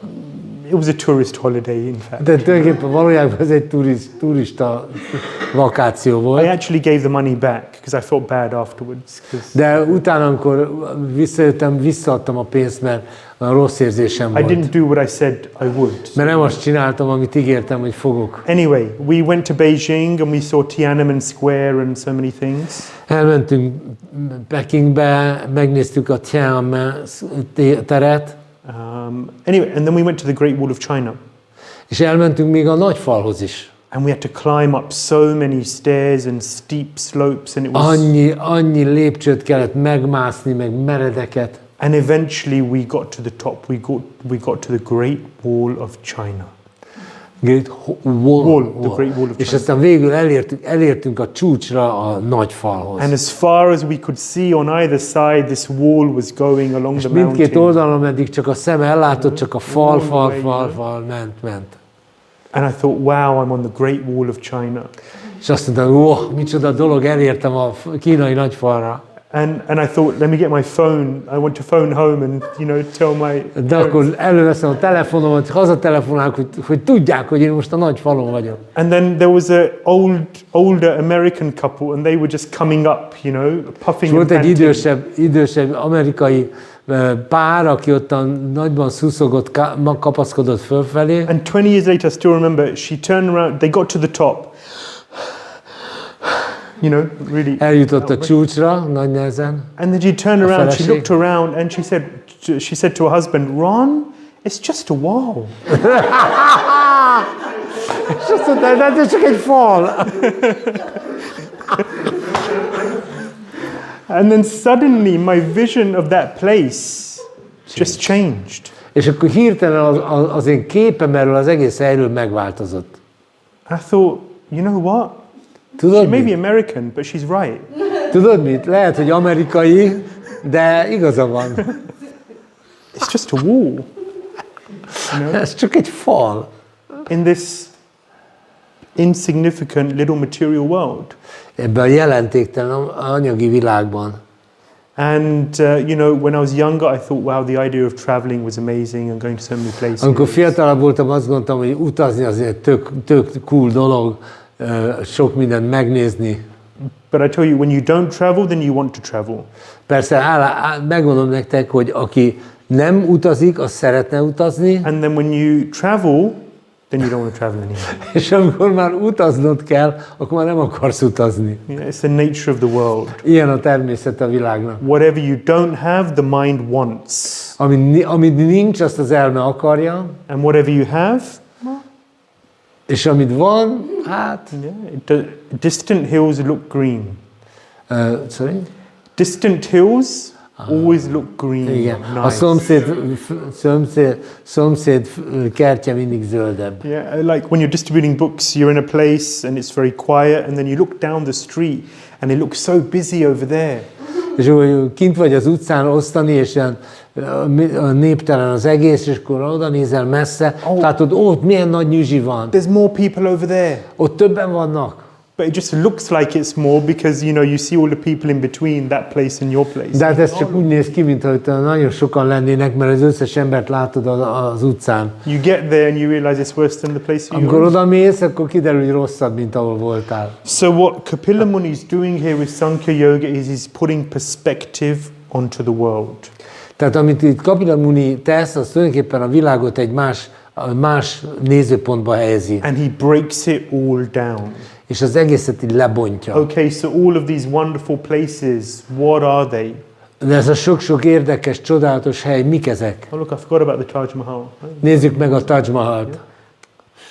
He looks at the working senses. Ugye ránéz a cselekvőérzékekre. What is this whole material creation made up of? It's made up of five working senses. Miből áll ez az anyagi teremtés? Az 5 cselekvőérzékből, 5 knowledge acquiring senses. az 5 tudásszerző érzékből, 5 sense objects. Az 5 érzéktárgyból, 5 gross elements. 5 durva fizikai elemből, Physical elements. 3 subtle physical elements. 3 finom fizikai elemből, And then the final element, consciousness. és a végső elem az a tudat. Altogether, 24 Ez összesen elements. 24. Does anyone know what the 25th element És is? mi a 25. Tudja valaki? Mind is here. Krishna? Not quite. Material. This is material. Idő. Time. Idő, time. Time. Very good. Time, So the time and tide wait for no man. Az idő és a dagály nem vár senkire. It's an English phrase. This is Chaucer, Geoffrey Chaucer, English writer. Ez egy brit írónak, Chaucernek a mondata. Yeah, actually this is what everything is made up of. Ez minden, ebből áll minden. So whatever it is in the world is made up of earth, water, fire, air, ether and everything else. Tehát minden, ami a világban van, az ezekből áll: föld, víz, levegő, tűz, éter. If you have a cupcake, Hogyha van egy muffinod, anyone feeling hungry? valaki éhes, Would you like a cupcake? szeretnél egy muffin? Okay, easier. Who would refuse a cupcake Na, if I gave it to you? máshogy kérdezem. Ki az, aki visszautasítana egy muffin? Yeah, with whipped cream on top and, you know. Ami mondjuk egy kis tejszínhabbal a tetején. Looks so nice. Olyan jól néz ki. But then if I put 85 grams of butter, 85 g vaj, 2 teaspoons of golden syrup, 2 evőkanál aranyszőr, 1 teaspoon of vanilla essence, egy evőkanál vanília kivonat, and all of these ingredients, if I put them on the table here for you and say, take these, és oda teszem az asztal, és azt mondom, hogy tessék, edd meg, it won't quite be as attractive. az nem lesz annyira vonzó. When you break things down and really see this is what it's made up of, it doesn't attract you so much because then you realize what it actually is. Igen, hogyha egy lebontod és látod, hogy miből van, akkor egyáltalán nem vonzó. I feel like Madhupati wants to say something. Yeah, and it's more and much more so with an attractive human body. So there's a Prabhupada story called Liquid És egy Beauty. Prabhupád történet következik. So once there was a very beautiful woman, Volt egy nagyon szép nő, and there was a man, and he saw her, és volt egy férfi, aki meglátta, and he followed her home. és követte hazáig. And then she went inside, and he was watching, És a nő bemente, a férfi megnézte, and he started to prepare, and then he knocked on the door, és úgy felkészült, és akkor bekopogott. and she opened the door, A hölgy kinyitotta az ajtót, and he just tried to make some conversation, és a férfi megpróbált vele beszédbe legyenni, and he said, you know, I thought maybe we could, you know, get to know each other a bit better. és azt mondja a férfinek, hogy hát jó lenne egymást egy kicsit jobban megismerni. And she looked at him, and she said, come back in a week's time. És akkor a nő ránézett, és azt mondja, gyere vissza egy hét múlva, 2 hét múlva. Oké. And then he said, okay, does anyone know És the azt mondta a story? férfi, ismeri a Yes, történetet obvious, valaki? right? Okay, Igen. so he said, okay. So És then akkor, he came back in a week's time. és akkor egy hét múlva visszajött, During that week, she didn't eat anything.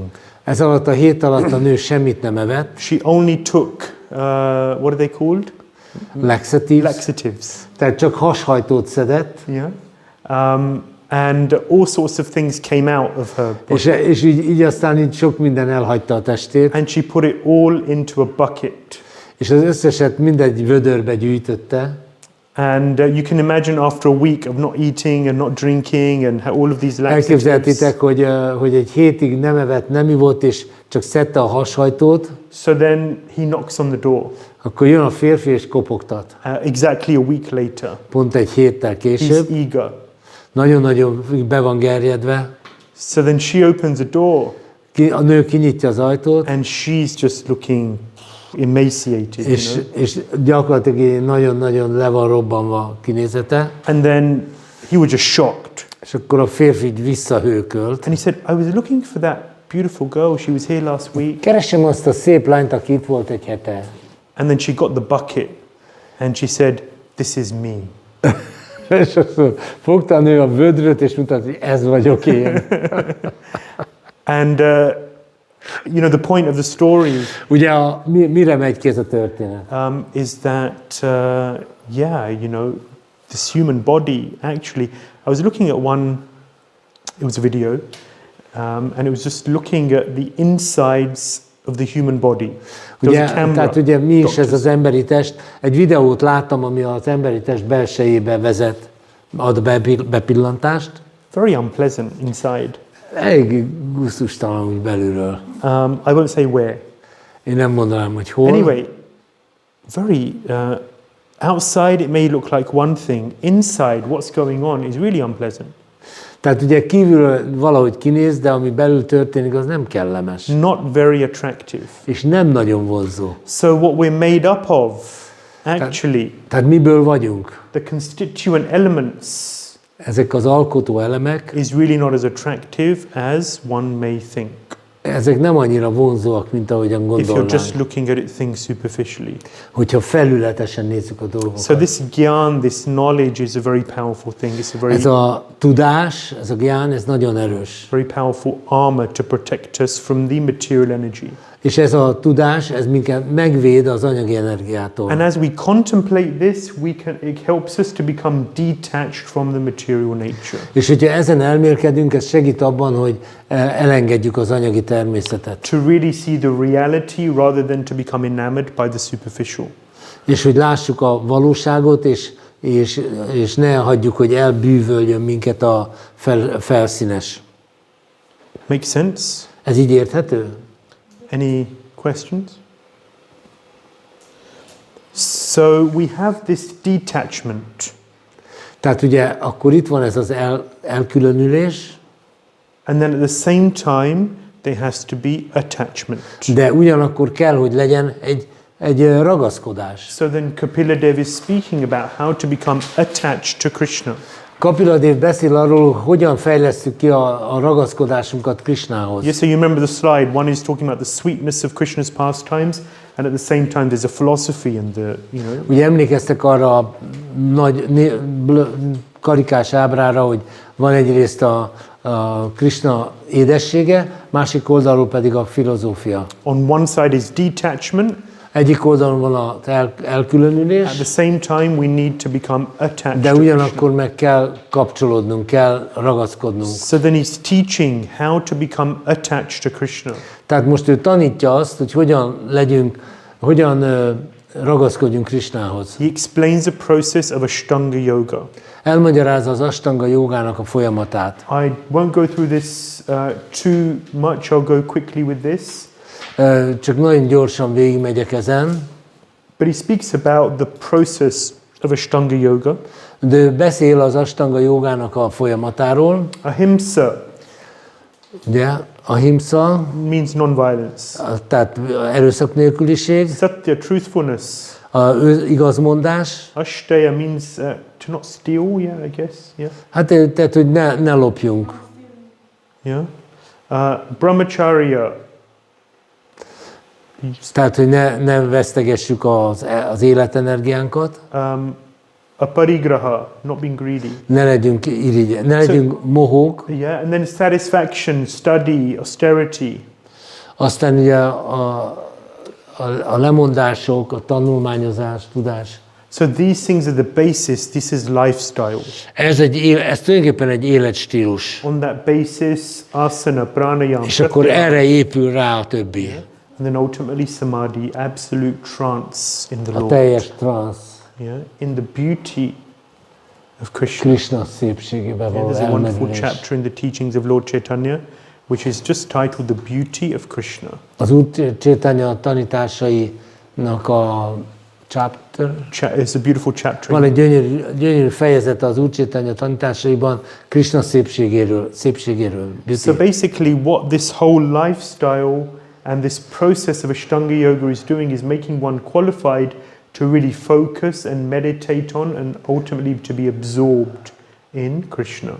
Tehát az egész folyamat, az tulajdonképpen azok a lépések azért vannak, hogy segítsen minket ahhoz, hogy eljussunk oda, hogy teljesen elmerülünk Krishnában. How to train the mind to become absorbed in Krishna.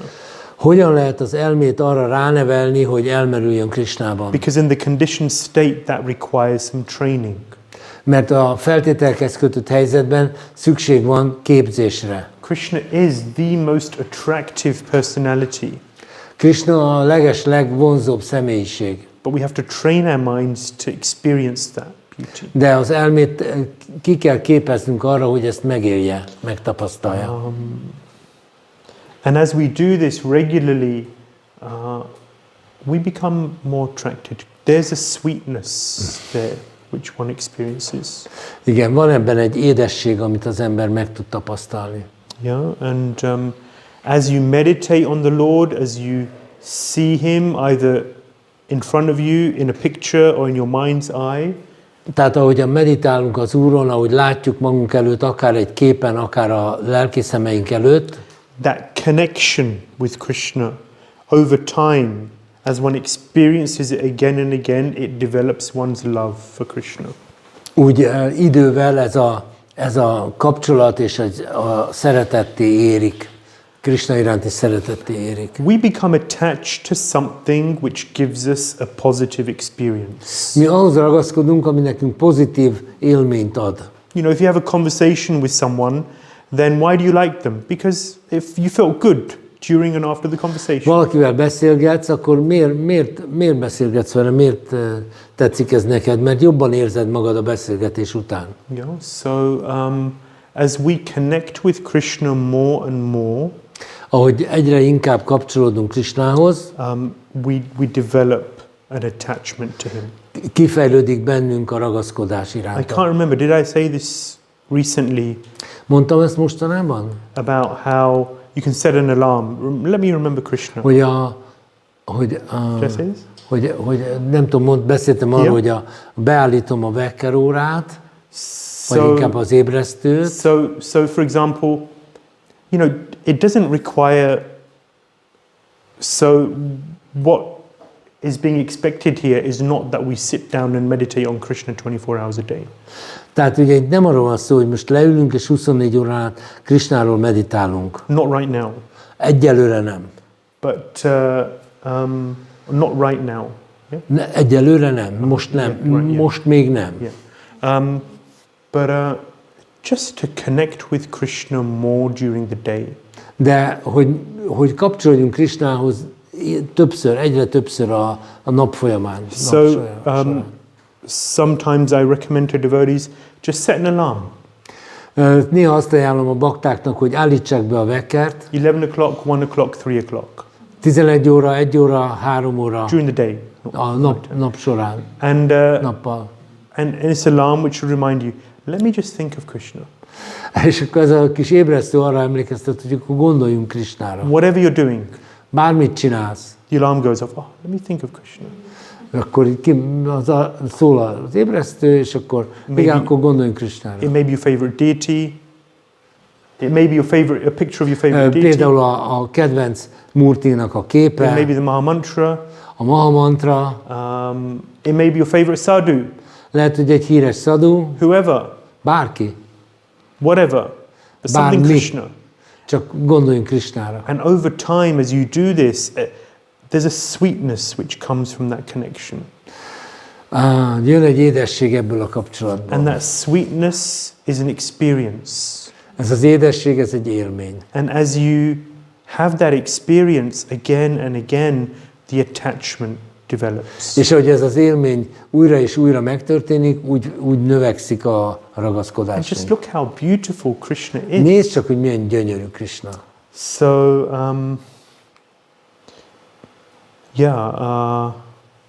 they say when you're taking darshan, then you start with the feet. Azt mondják, hogy amikor darshant veszünk, a lábnál kell kezdeni. And you move your way up gradually. És szépen, fokozatosan megyünk fölfelé. Prabhupada says in, I think it's in the third canto, Prabhupada says that as you meditate, in order to overcome lust, one should meditate on the feet of Krishna. Prabhupada mondja, azt hiszem a harmadik énekben, hogy a kévágy leküzdéséhez meditáljunk Krishna lótuszlábain. So this Ashtanga yoga is all about meditating on the Lord.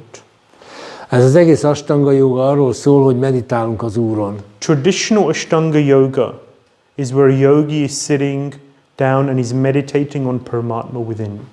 A standard yoga azt jelenti, hogy a jogi leül és meditál a bent levő felső lelken. But this is Ashtanga Yoga, which is focusing on developing bhakti. De ez az Ashtanga Yoga, ez arról szól, hogy a bhaktit fejlesszük ki. So,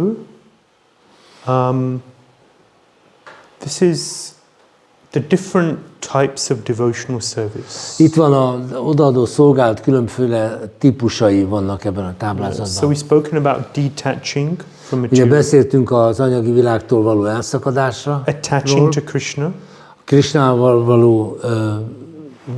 Krishnához való ragaszkodásról. how to develop that attachment. One thing is meditating on him. Ugye hogyan fejlesszük ki ezt a ragaszkodást? Az egyik lehetőség az, hogy meditálunk But in rajta. this 29th chapter, Kapila Dev is really explaining about devotional service in more detail. De a 29. fejezetben Kapila Dev kicsit részletesebben beszél az odaadó szolgálatról. And he explains that there is devotional service in the three modes of material nature. És beszél arról, hogy az odaadó szolgálat az anyagi világ három kötelelének hatása alatt történhet. I mean, it's already there, right? This is important. So there's devotional service in the mode of ignorance. Ugye van odaadó szolgálat a tudatlanság kötelé hatása alatt, But there is then also, there's different grades of ignorance. A tudatlanságnak is vannak fokozatai. Yeah. So there is ignorance, goodness. Van tudatlanság és jóság, tudatlanság és szenvedély. So there's ignorance, goodness, ignorance, passion, ignorance.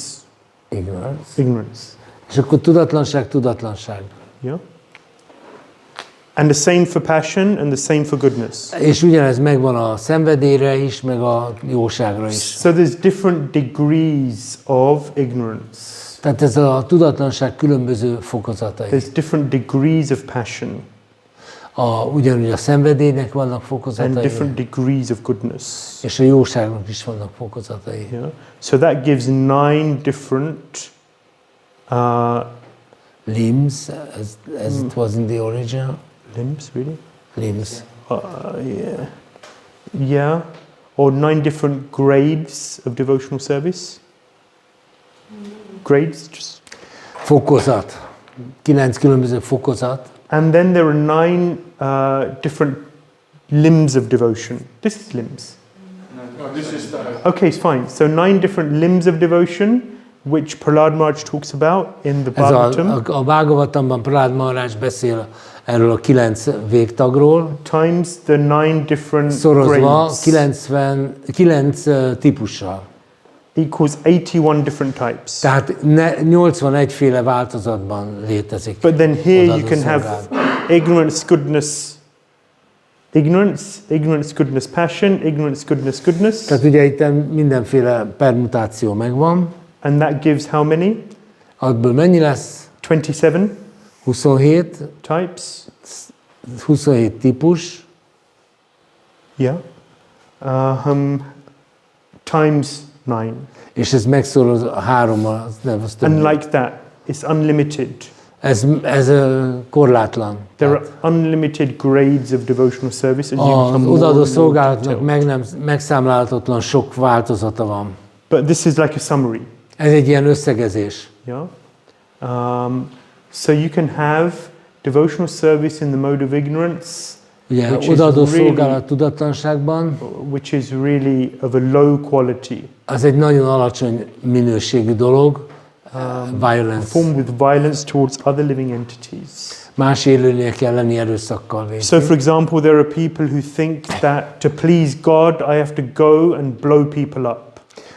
Vannak emberek, akik azt gondolják, hogy Isten annak fog örülni, hogyha megyek és felrobbantok embereket. So they would say that sort of up here, you know, the topmost form of pleasing God. És ők azt gondolják, hogy ez a Isten Purifying the consciousness, doing their duty, you know, they're up there. Tehát ugye a jóság, ugye azért végzi, hogy a tudatát megtisztítsa. But in reality, they are just, tehát azt hiszi, hogy azért robbangat, de valójában in reality, tudatlanságban they're van. actually in the deepest ignorance.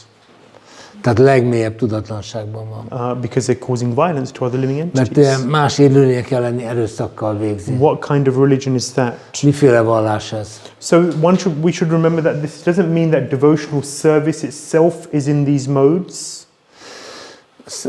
Sorry, it doesn't mean that devotional service itself is governed by these modes. Nem kell azt hinni, hogy az odaadó szolgálatot ezek a kötőerők szabályozzák. But the performer is governed by these modes. De a végzőjét befolyásolják a kötőerők. So those who perform devotional service in these modes, it's Srila Prabhupada, actually the Bhagavatam gives two different terms. A Bhāgavatam ezekre a személyekre két fogalmat használ. Pratag dharma is one, and then the second is bhinnadrik. Ez a kettő van. Ezt a két fogalmat használja. Yeah. So they have a different pratag. So pure devotional service means my interest and Krishna's interest is one. A tiszta odaadó szolgálat azt jelenti, hogy az én érdekem és Krishna érdeke teljesen egybevág. There is no separate interest. Nincs külön érdek. I want to do exactly what Krishna wants me to do. Én azt akarom csinálni, amit Krishna akarja, hogy csináljak. Pritag bhava bhinnadrik. Bhinna means a different, and drik means vision, a different vision to Krishna. De különböző, egy más szemlélet. I see things differently. Én másképpen látok dolgokat. I want to do things differently compared to what Krishna recommends. Én máshogyan akarom csinálni a dolgokat, mint ahogy Krishna ajánlja. Krishna wants one thing, I want things a little bit different. Tehát Krishna egy valamit akar, én meg egy kicsit mást. That is devotional service that is a characteristic of devotional service in the modes. Ugye ez a jellemző az odaadó szolgálatnak, amit a kötőerők hatása alatt végeznek. So, okay, I want to perform devotional service, and in return I should have wealth, or I should have power, I should have beauty. Ugye én akarok odaadó szolgálatot végezni, és szeretnék hatalmat, szeretnék vagyont, szépséget. For myself. Magamnak. That is a vision with a desire to enjoy separately from Krishna. Ez egy olyan látásmód, ami kifejezi azt, hogy én Krishnától különböző vágyaim vannak, tehát olyan vágyaim vannak, ami nem egyezik Krishnáival. So we've joined the Krishna consciousness movement. Mi csatlakoztunk a Krishna tudatos mozgalomhoz. And so we have to consider what type of devotional service am I performing.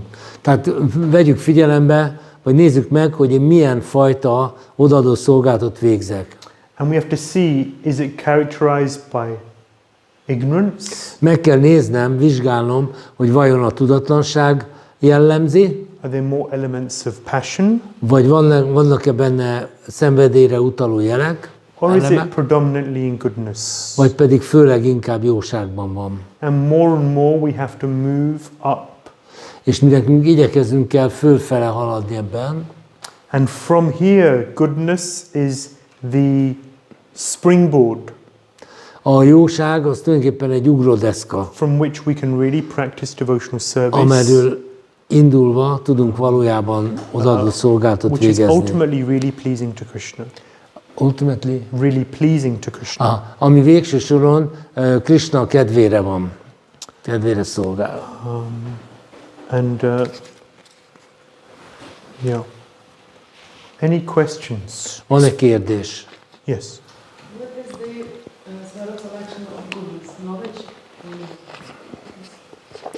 Tehát, hogy mi a alaptulajdonság, a tudás a jóságban. Igen. So much concerned about external cleanliness and they think that this is goodness.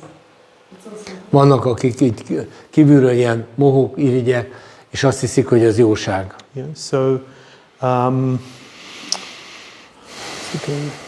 jnana. Sattva sanjayate jnana. Sattva gun is key characteristic is gyan, is knowledge. A sattva gunának a alapvető tulajdonsága a tudás. But then we have to see that also gyan is not just dry knowledge. It's not just A gyán az nem csak száraz tudás. Yeah, so there may be some people you see who know many verses, have a lot of knowledge.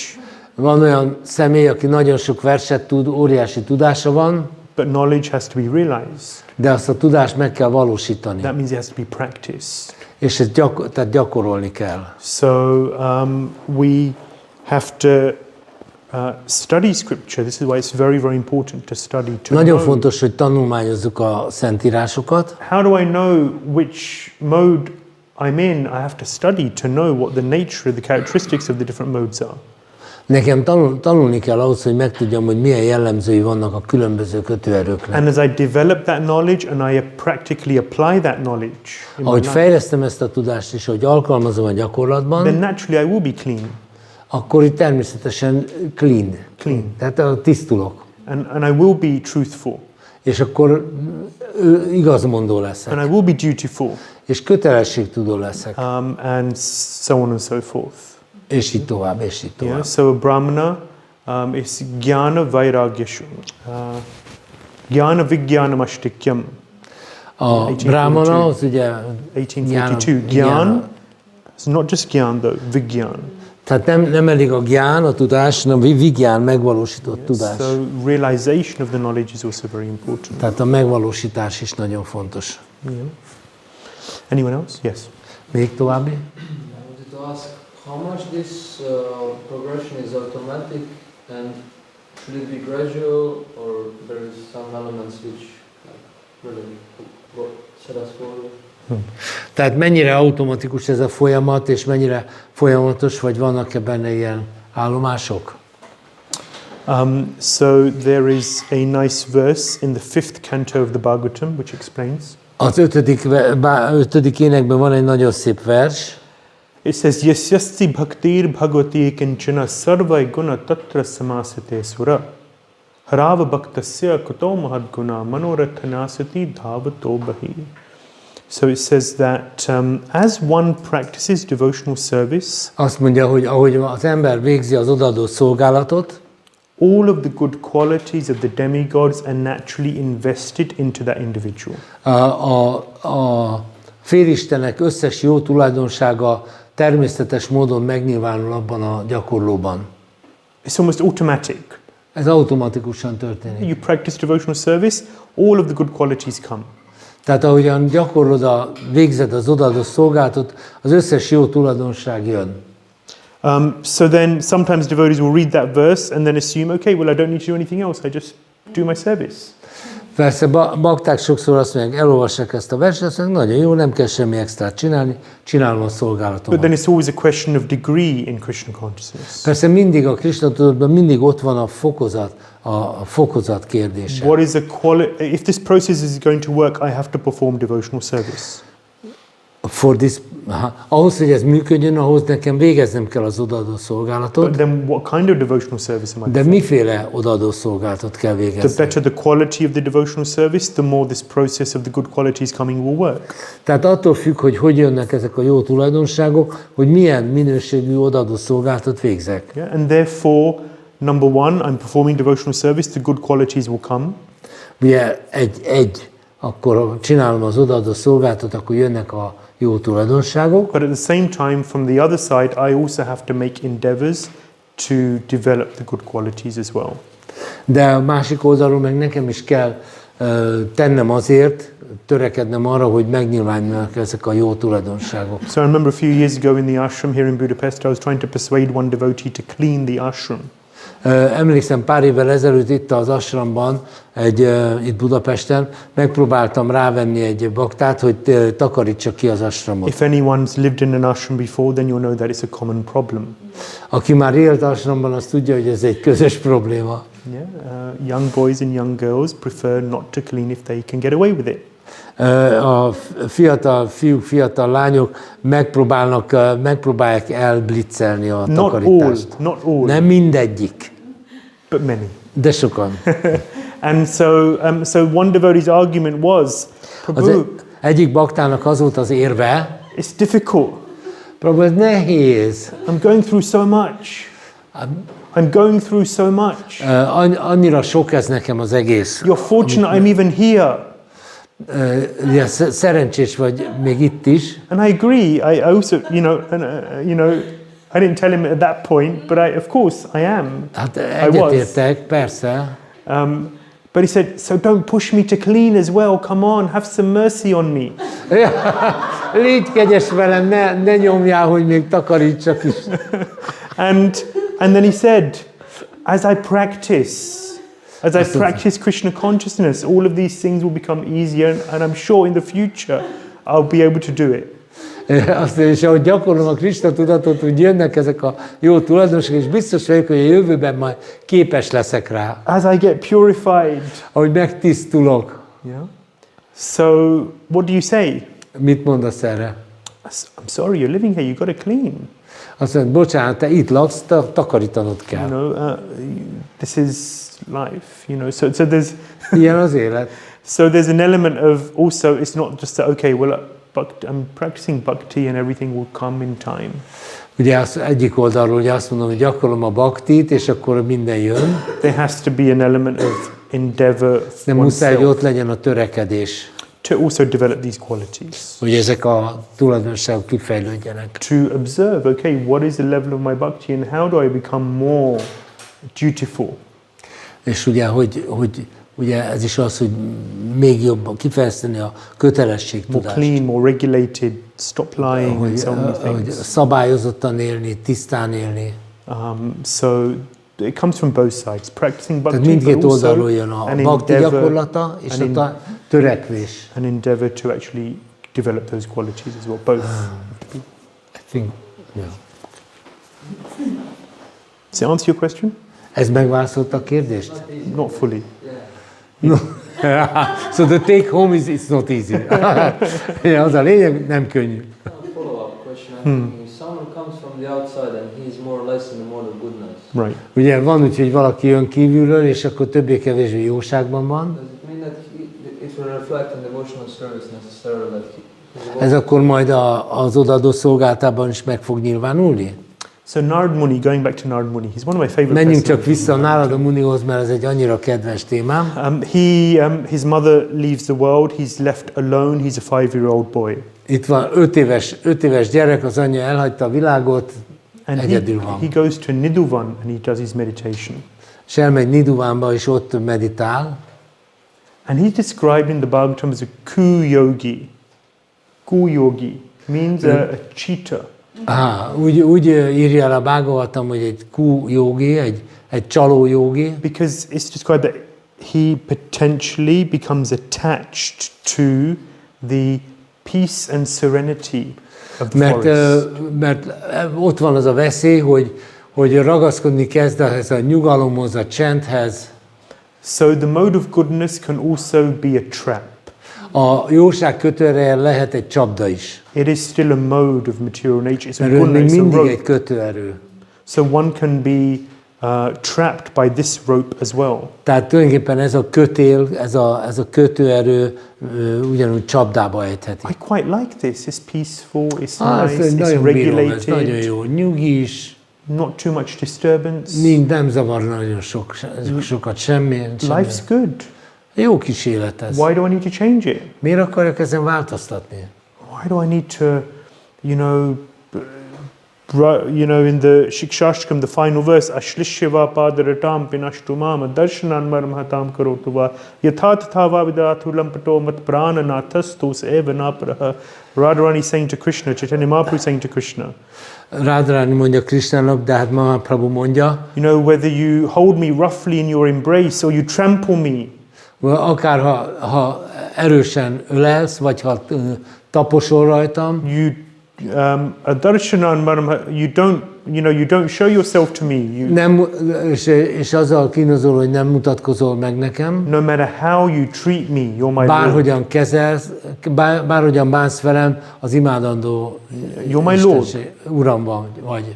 So Vrindavan is not such a peaceful, calm, Vrindavan nem egy ilyen nyugis hely. nice place in that sense. Ebben az értelemben nem egy ilyen hely. So the mode of goodness can also be a trap.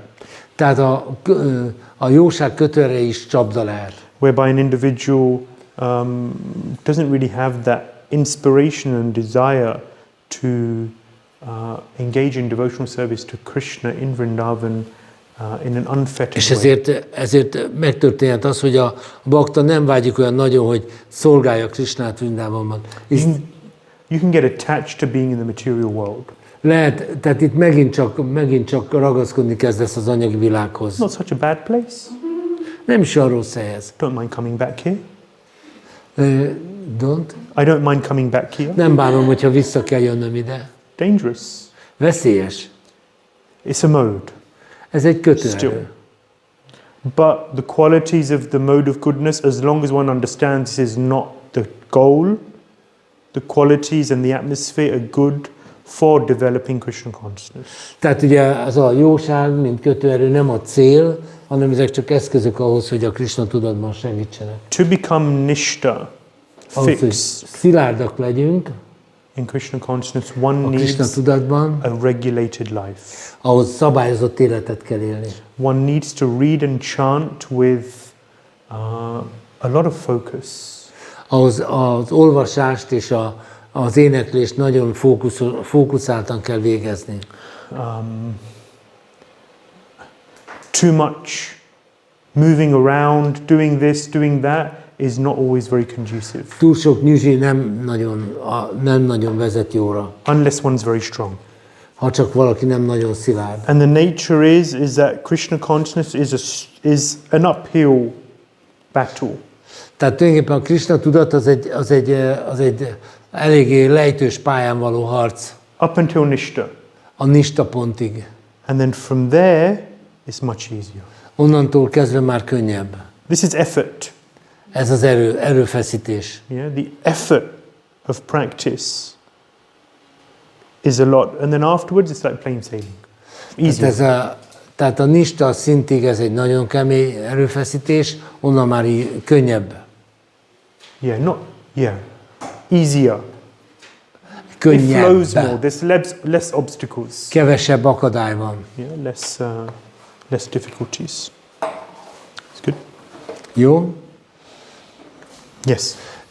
Demigods are in very good position, and some demigods are said to be devotees, but are they all devotees? But they don't want to leave this world, do they? Magyarul? Tehát ugye a félistenek azok ugye nagyon jó helyzetben vannak, bár a Bhāgavatam szerint többé-kevésbé bakták, de én azt gondolom, hogy ők nem is akarják eladni ezt a jó helyzetüket, ezt a világot. Good question. Jó kérdés. So demigods are the heavenly planets. There's goodness. A mennyei bolygókon jóság van. But there's also a heavy dose of passion. De ott van egy nagy adag szenvedély is. There's a lot of opportunity for enjoyment. Rengeteg lehetőség van az élvezetre.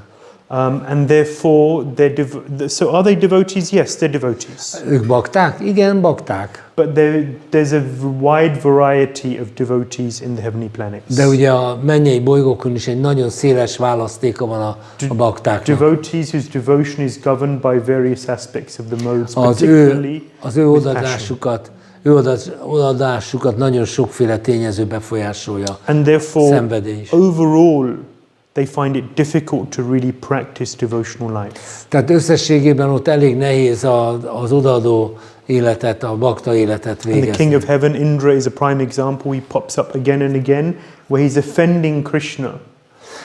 Ott van például Indra, aki ugye a mennyek királya, és ő állandóan a hírekben szerepel. Because because passion is very strong.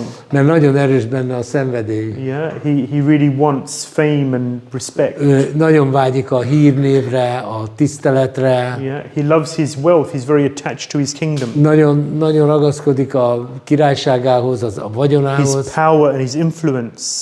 Ugye neki nagy az ő a hatalmához, a befolyásához. And the opportunity to enjoy. És ahhoz a lehetőséghez, hogy élvezzen. So these things bind.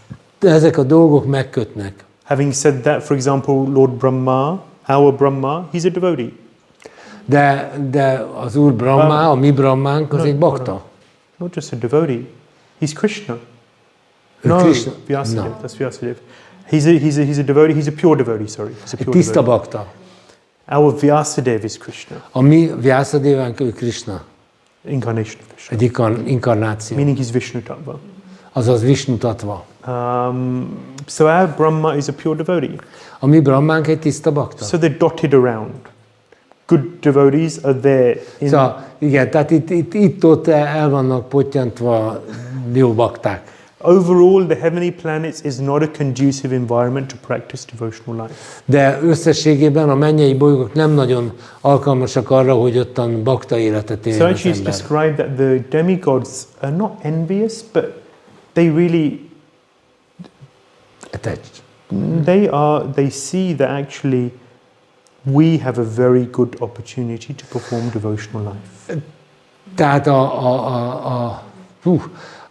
tehát a félistenek They see that actually they're not envious of us. nem irigyek ránk, de azt látják, hogy mi nagyon jó helyzetben vagyunk ahhoz, hogy a odaadó szolgálatot gyakoroljuk. Because we have the perfect balance. Mert itt van a legjobb egyensúly van. Because on one side there's enjoyment. Van valamennyi élvezet. And the suffering. És valamennyi szenvedés. And we have the right balance. We're right és in the middle. ez a kettő egy jó egyensúlyban van. Yeah. There's some enjoyment here, no doubt. Van egy kis élvezet, ez nem kérdés. But there's also a good smattering of suffering. De van egy jó adag szenvedés is. Yeah. And so it's kind of there's in the heavenly planets it's just a little bit on this side. A mennyei bolygón egy kicsit az egyensúly eltolódik. A little bit too much enjoyment. Kicsit túl sok az élvezet. So then it becomes difficult to become fixed in devotional life. És ezért ott elég nehéz az odaadó életben fixnek lenni. And that's why you see there are some people in the world who do have more of a heavenly type of lifestyle in the sense that they do have more enjoyment and it's difficult for them to become fixed in Krishna consciousness. Ugye vannak, ugye itt a Földön is vannak olyan személyiségek, akik egy nagy adag élvezeti lehetőséghez jutnak, és ő számukra kicsit nehezebb az odaadó szolgálat elfogadása. So we have a prime opportunity. Tehát itt nekünk egy elsőrendű lehetőségünk van. Do not waste it. Ne pocsékoljuk el. Okay, I'm going to move on. Tovább megyünk.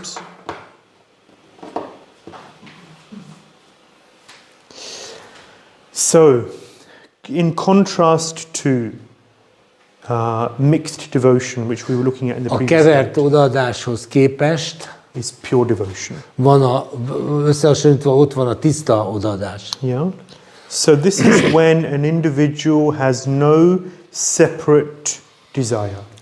Ez az, amikor az egyénnek nincsen külön érdeke vagy vágya. I want whatever Krishna wants. Én azt akarom, amit Krishna akar. How do I know what Krishna wants? Honnan tudjam, hogy Krishna mit akar? Guru, sadhu, shastra.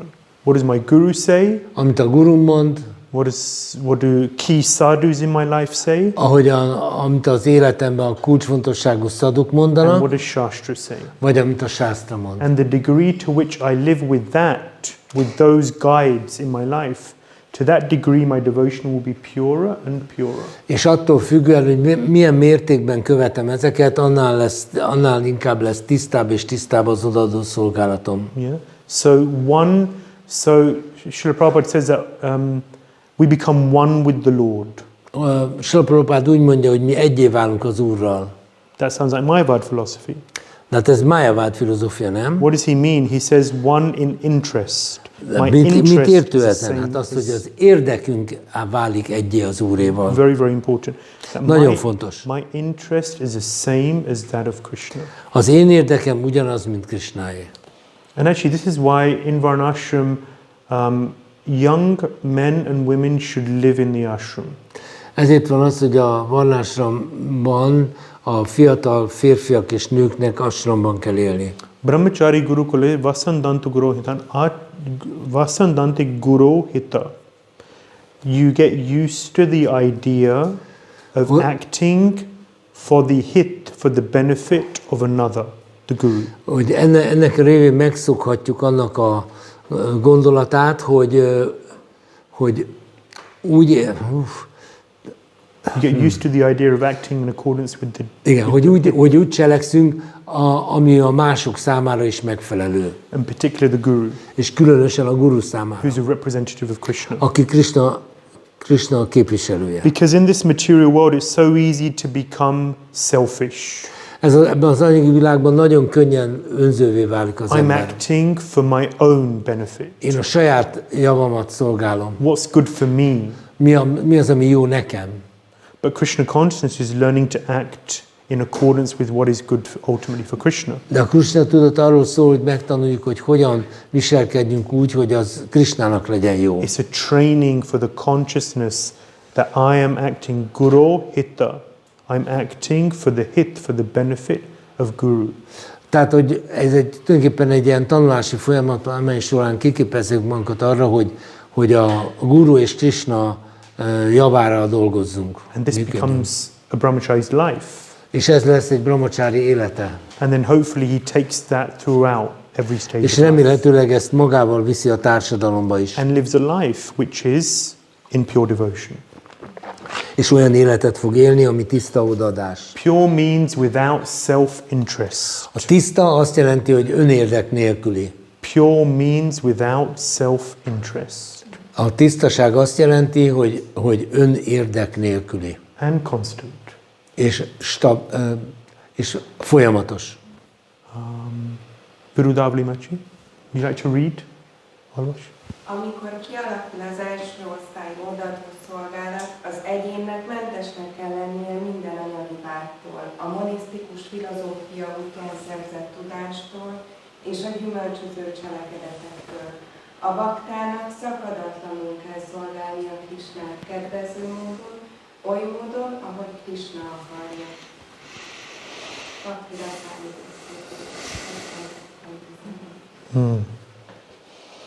So this idea of serving Krishna without motivation.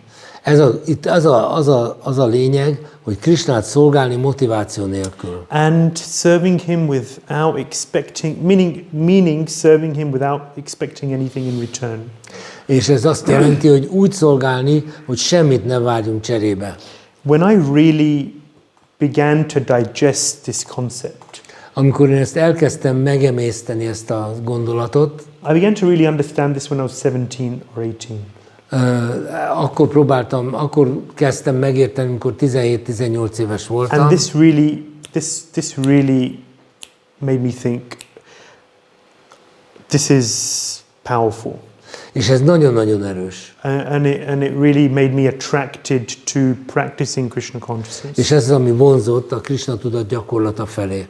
Because it was different to any other type of religion that I had come in contact with until then, really. És pedig azért, mert ez teljesen különbözött minden mástól, amit más vallásokban tapasztaltam. Meaning I was in touch with Prabhupada's books from when I was very young. Én nagyon kiskoromtól kapcsolatban voltam Prabhupád könyveivel. But when I came in touch with this concept, then I thought, wow, this is real religion. De amikor ezzel a fogalommal találkoztam, akkor azt mondtam, hogy igen, ez igen. This is not people pleasing. Ez nem az emberek számára vonzó. This is not trying to gain followers. Ez nem arról szól, hogy követőid legyenek. This is not worldly. De ez nem világias, not mundane. Yeah, right? Nem világias. I thought this is the real deal. Ez az igazi. You know? And that really made me it changed my conception of what Krishna consciousness is. Tehát tulajdonképpen megváltoztatta az egész fogalmamat, amit a Krishna tudatról alkottam korábban. I thought this is deep. Ez nagyon mély. So Kapila Dev is sharing this with Kapila Dev Devahuti, megosztja ezt Devahutival, and really with us. És velünk is persze. So what is mixed devotion and what is pure devotion? Mi a kevert odaadás és mi a tiszta odaadás? Okay, but what's stopping us from engaging with pure devotion? Sorry? What is stopping us? Mi az, ami megakadályoz minket abban, hogy tiszta odaadást fejlesztünk ki? Yeah, it's entanglement. Ez a belebonyolódás. Maga a szó is. The word itself. Belebonyolódás. These 3 chapters. Ez a 3 fejezet. They're strong. Nagyon kemény. They're cutting. Lényegbe vágó, húsba vágó. And it's real. It's very real. És nagyon valós. Yeah. So he's holding on to the tree. Ugye fogja a fát. Yeah, you see? And basically saying, let me go, let me be free. És közben azt mondja, hogy eresztél, szabad akarok lenni. They say this material world is like a prison without walls. Az anyagi világ azt mondják olyan, mint egy börtön falak nélkül. We are free to go. Szabadok vagyunk abban, hogy elmenjünk. But we're holding on. De nagyon-nagyon kapaszkodunk. Yeah, and there's a cycle. So these chapters are describing a cycle. És ez egy ciklus, ez a fejezet ezt leírja. Karmana devanaitrena jantur deho papate pravishta striya udram pumsareta kanashraya is talking about procreation. Ez a szaporodásról szól. So according to one's karma and the will of the Lord, one receives when the particle of, this verse says, when the particle of semen enters the womb of the woman. So it's talking about the beginning of life. Az élet kezdetéről beszél. According to one's karma and the will of the Lord. Tehát ugye a karmája, valakinek a karmája és az Úr akarata szerint. The particle of semen enters the womb. Ez az ondósejt bemegy a méhbe. Fetus, anyway. And then that's procreation. Ugye ez a nemzés. And then one receives a body accordingly. És akkor ennek megfelelően kap valaki egy testet. Yeah, and at a certain point the soul enters. És egy bizonyos ponton a lélek bele költözik ebbe az embrióba. And then these chapters they describe the gradual development of the embryo. Very interesting. És ezek a fejezetek leírják, hogy fokozatosan hogyan fejlődik ki az embrió. Scientists have looked at this also. A tudósok is megnézték ezt. It describes pregnancy to be 10 months. Úgy írja le, hogy a terhesség az 10 hónapig tart. So sometimes this causes some confusion in the devotee's mind. Ez néha kicsit összezavarja a baktákat. How many months is pregnancy? Hány hónap a terhesség? But Bhagavatam is saying 10 months. 9, de hát itt most 10 lunar month. Correct. Yeah. So these are lunar months, not solar months. Ezek hold hónapok, nem. Yeah. So it's like 28 days. Tehát 28 nap. In a month. Means 10 months, 280 days, 270 days. Tehát 280 days. Tehát 270-280 nap körüli. 9 months. Tehát 9 hónap, 10 hónap. Yeah. But it describes the condition of the baby in the womb. Leírja a kisbabának a helyzetét a méhben, az anyaméhben. The baby has a tender body, soft. A kisbabának nagyon kis gyenge teste van. Just developing and puha growing. Teste, és ugye fejlődik. But there's worms which bite the és baby. Kis férgek rágják. When the mother eats bitter, pungent, spicy, hot foods. Amikor az anyuka keserű, csípős, forró ételek, savanyú ételeket eszik. Yeah. Then They burn the body of the baby. Ez égetik ezek a kisbaba bőrét. Very, very uncomfortable. Nagyon kellemetlen helyzet. He can't move. There's not much space in there. Nincs hely mozgásra. Yeah, and his head is kind of turned in towards his belly. És a feje a hasa felé fordul. And his back is arched like a bow. A háta, a gerince pedig mint egy íj meg van feszítve. There's no space. Very. Nincs hely. You know. Nincs hely. And he remembers. És emlékszik. Particularly a devotee child, it remembers 100 births before. És egy bakta gyerek pedig 100 korábbi születésére emlékszik. And remembers all of the terrible things that he's done. És emlékszik mindazokra a szörnyű dolgokra, amiket csinál. He's grieving. Nagyon-nagyon sajnálja, Why nagyon did rossz. I do that? How could I do that? My God, Hogy what made me tehettem do ezt? this? Miért csináltam ezt? And he's regretting. Nagyon sajnálja. So much pain, physically, mentally, emotionally. Rengeteg testi, elmebeli, érzelmi szenvedés. So then the Bhagavatam describes that in this condition the devotee jiva prays to the Lord. Tehát ebben a nyomorult helyzetben a kis személy az imádkozik az Úrhoz. When I come out, Krishna, I promise you, I'll worship you. I'll be chaste. És imádkozik Krishnához, hogy ha innen kijövök, én megígérem, megfogadom, hogy imádni foglak. Just please get me out of here. Csak kérlek, hadd megyek ki innen.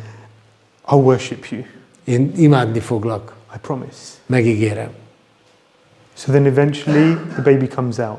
És aztán végül a baba csak kijön. And he's crying. És sír. Crying because number one, he doesn't see the Lord anymore.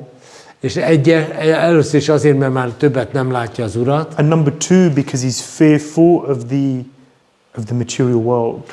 És másodszorra pedig nagyon fél az anyagi világtól. He's coming out into the open and seeing all of these possibilities for becoming trapped. És ahogy kijött, akkor látja azokat a lehetőségeket, hogy milyen csapdák léteznek. But the whole process of childbirth is very painful for the mother, but also very painful for the child.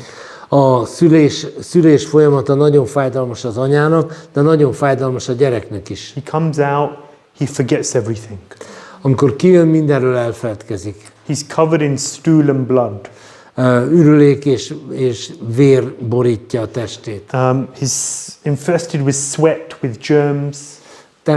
Tele van izzadsággal, meg mikróbákkal. And bitten by many insects. És ilyen rovarok harabdálják. Not very pleasant, right? Nem valami kellemes. And then he comes out and then he sees mummy and daddy. És akkor kijön és látja anyukát, apukát. And then naturally, instantly, attachments start to develop. És akkor itt azonnal természetes módon ragaszkodás ébred benne. Yeah? The false ego begins to develop. Ugye így fejlődik ki a hamis tudat, hamis ego. And then the child grows, there's good association, there's not so good association. És akkor a gyerek cseperedik, és akkor van jó társulása, nem jó társulása, vagy nem annyira jó társulása. Eating, sleeping, eszik, alszik, and so on, all of these things és így tovább, ezek a dolgok történnek. Grows a little older, attachments begin to develop, sinful life develops. És ahogy idősebb lesz, akkor ugye a ragaszkodásai növekednek, a bűnös élet kezd kialakulni. Gets into securing money. How can I get money? Hogy tudok pénzhez jutni, hogy érzékkielégítéshez jussak. You need an education. Oktatásra van szüksége. To get money. Ahhoz is kell pénz. Anyway, so all of these things, they all just bombard the living entity. És ez az élőlény csak minden oldalról csak bombázza. And old age comes. Aztán jön az öregkor. Quite quickly. Elég gyorsan. You know, when you get older, then more and more disrespect. Amikor idősödsz, akkor egyre kevesebb tiszteletet kapsz. Generally no longer working. általában már nem tudsz dolgozni. Prabhupada experiences, he said that, when the business is failed, then the respect of his family was gone. Tehát Prabhupada megírta ezt, hogy amikor a vállalkozása csődbe jutott, akkor a családtagjai már nem tisztelték tovább. Bhagavatam describes that he becomes like a pet dog.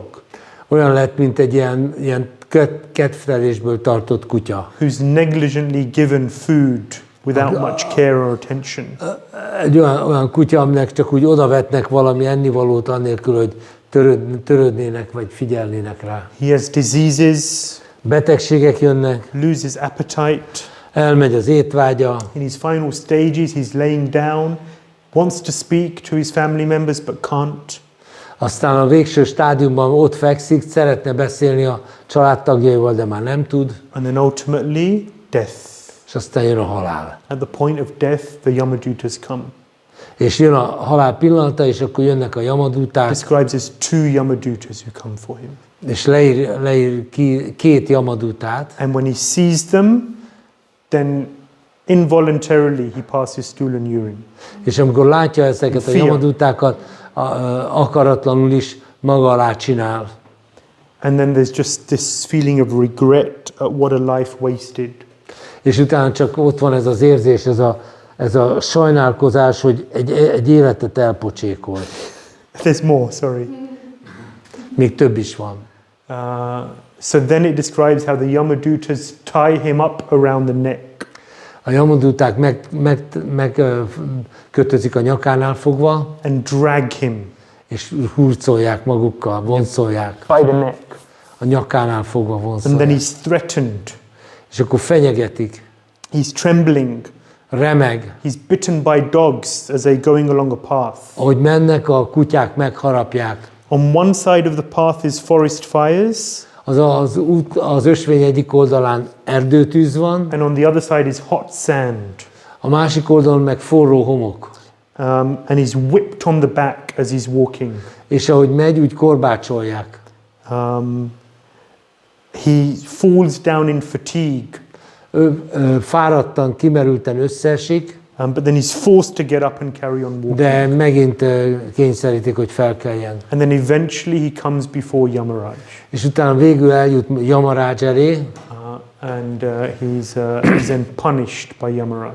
És akkor Yamaraj kiszabja a büntetését. And that's just the way to Yamaraj, and then he's sent to a hellish planet according to his activities. És akkor ez csak az út Yamarajig, és akkor onnan meg elküldik a pokoli bolygókra, ahol a büntetését letölti. And he experiences hellish life for whatever time he's meant to. Akkor el kell szenvednie a pokoli életet, amennyi ideig kiszabják. And then he starts at the very bottom of the chain and works his way up. És akkor kezdi megint a legalján az evolúciós létrának, és akkor megy fölfele. And then eventually again he comes to the human form of life. És akkor aztán megint végül megint elér egy emberi életformát. And then karmana devanetrena chanturdeho papatte, one gets a human form of body life, human form of life again. Igen. Tehát kap megint egy emberi életformát. And then goes through the whole cycle. És akkor megint kezdi előről. When I read this, I think I do not want to go through this again. Amikor ezt elolvastam, azt mondtam, na nem, én ezt nem akarom még egyszer végigcsinálni. And okay, so if one doesn't succeed, okay, you've been a devotee, maybe the Yamaraj bit is not there. Maybe, okay, if you've been a devotee, jó, persze, jó, ha bakta voltál, akkor talán nem Yamarajhoz kerülsz, yeah. Or not that face, not the fearful. But it paints a very stark, vivid and unpleasant picture. De ez egy nagyon-nagyon kemény képet, nagyon kellemetlen képet fest. And it's very real. És sajnos ez reális, ez így van. That is life. Ez az élet. And when we're out preaching, for example, we have to see that we are giving people an alternative to this. És amikor kimegyünk prédikálni, akkor nagyon fontos, hogy megmutassuk az alternatívát. And for ourselves, let's not come back here again. És magunk számára pedig az, hogy ne jöjjünk vissza ide. Yeah, we really have to embrace Krishna consciousness. Nekünk tényleg nagyon magunkévá kell tenni a Krisna tudatot. So it's not just about detaching from material. Nem csak arról van szó, hogy az anyagit elengedni, but we have to attach to Krishna. hanem ki kell fejlesztenünk a ragaszkodásunkat Krishnához. Yeah, so if someone is attached to material but not attached to Krishna, he's a materialist. Tehát aki ragaszkodik az anyaghoz és nem ragaszkodik Krishnához, az anyagias, materialista. Yeah. There are some who aren't attached materially but also not attached to Krishna. Who is he? Impersonalists. Vannak, akik nem ragaszkodnak az anyaghoz, de Krishnához sem ragaszkodnak, ezek a személytelenek. Then there are devotees who want Krishna. Okay, I like Krishna consciousness. Vannak bakták, akik igen, nekem tetszik Krishna, én Krishna tudatos akarok lenni. At the same time, I can't give up my attachment to material life. De ugyanakkor meg nem tudom feladni az anyagi dolgokhoz való ragaszkodásomat. So then I'm a kevert bhakta, which means egy mishra bakta. Mishra bhakta. Egy kevert bakta. Kevert bhakta. Another word, mishra in English? Kevert. Kevert. Mixed. What do I read? Mixed devotee, that's it, okay. Mixed devotee. And then finally, someone who is not attached materially, they've let go. De és akkor végül pedig az a személy, aki már elengedte az anyagi ragaszkodást. Prabhupada said that we have to have a healthy disgust for the material world. Prabhupada azt mondja, hogy szükség van arra, hogy egy egészséges undor legyen bennünk az anyagi világhoz. By studying Kapila Dev's section, Sāṅkhya-yoga, it helps us to see the material world for what it really is. Hogyha tanulmányozzuk Kapila sāṅkhya-jogáját, az segít nekünk abban, hogy úgy lássuk az anyagi világot, amilyen. And at the same time becoming attached to Krishna. Tehát ugyanakkor, amikor ragaszkodunk Krishnához, that is a pure devotee. És elengedve az anyagot, az egy tiszta bakta. Yeah. So through Prabhupada's purports again and again and again, number one, we're being encouraged to let go of the material energy. Hogyha olvassuk ismét és újra Prabhupád magyarázatait, ugye benne van, hogy ne ragaszkodjunk az anyaghoz. And number two, we're being encouraged to become more and more attached arra biztat minket, hogy minél inkább ragaszkodjunk Krishnához. And re-establishing our loving devotional relationship with Krishna. És hogy tegyük rendbe, hozzuk újra létre a szeretetteljes kapcsolatot Krishnával. If we find that we're here. Pardon? If we find that we're here. Hogyha itt vagyunk, the more attached we are to material, minél inkább ragaszkodunk az anyagiakhoz. It's like you're rowing a boat with the anchor down. Ez olyan, mint hogyha úgy evezünk, hogy a horgony le van eresztve. It's hard work. Nagyon nehéz munka. And the stronger the attachment, the harder it is. És minél erősebb ez a ragaszkodás, annál nehezebb haladni. Yeah. Okay, I'm going to tell the story. It's quick. Na, mondok egy gyors történetet. So there was some farmers. Voltak ilyen parasztok, földművesek. And they had some crops. They were growing crops. És ugye ők termelnek növényeket. And but there were monkeys and they'd come and destroy the crops. Aztán jönnek a majmok és tönkreteszik a vetést. So then there was one farmer who thought of an ingenious solution. Volt egy ilyen földműves, aki egy nagyon okos megoldást talált ki. They were peaceful farmers. They were ahimsa. They didn't want to cause harm to the monkeys. Tehát ők ezek békés erőszakot kerülő farmerek voltak, nem akartak senkinek rosszat. So he got a coconut and drilled a hole into the coconut. Fogott egy kókuszdiót és belefúrt egy lukat. Just about big enough so that the monkey could put its hand inside. Csak akkorát, hogy a majomnak a keze beleférjen. And inside there he put a banana. És belül egy coconut. How big is a coconut? Big enough. Jó, oké. Tehát egy kókuszdióba belerakott egy banánt. Yeah. And then he put the coconut in the tree. És a kókuszdiót fölrakta a fára. So the monkey smells the banana. A majom kiszimatolta a banánt. And he goes and he finds the coconut and inside he sees there's a banana. Meglátja a kókuszdiót és látja, hogy benne van egy banán. So then he puts his hand in and he grabs the berakja banana. a kezét, megragadja a banánt. And then he's trying to take his hand out. És próbálja kiszedni a kezét, but he's stuck. de ő beszorul. He can't take his hand out while he's holding on to the banana. Nem tudja kivenni a kezét anélkül, hogy elengedni a banánt. Monkeys love bananas, he can't let go of the banana. A majmok imádják a banánt, tehát nem tudják elereszteni a banánt. So then he's trying this way and that way, but he just can't take his hand out.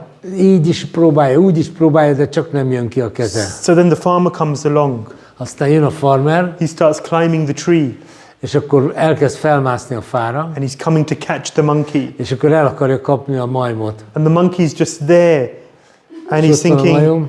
do I let go of the banana, get my hand out and run? Tehát most akkor valahogy engedjem el a banánt, és akkor kiszedem a kezemet, és elszaladok, Or do I just stay here? vagy csak itt maradok. And he's so attached to the banana, he just doesn't let go.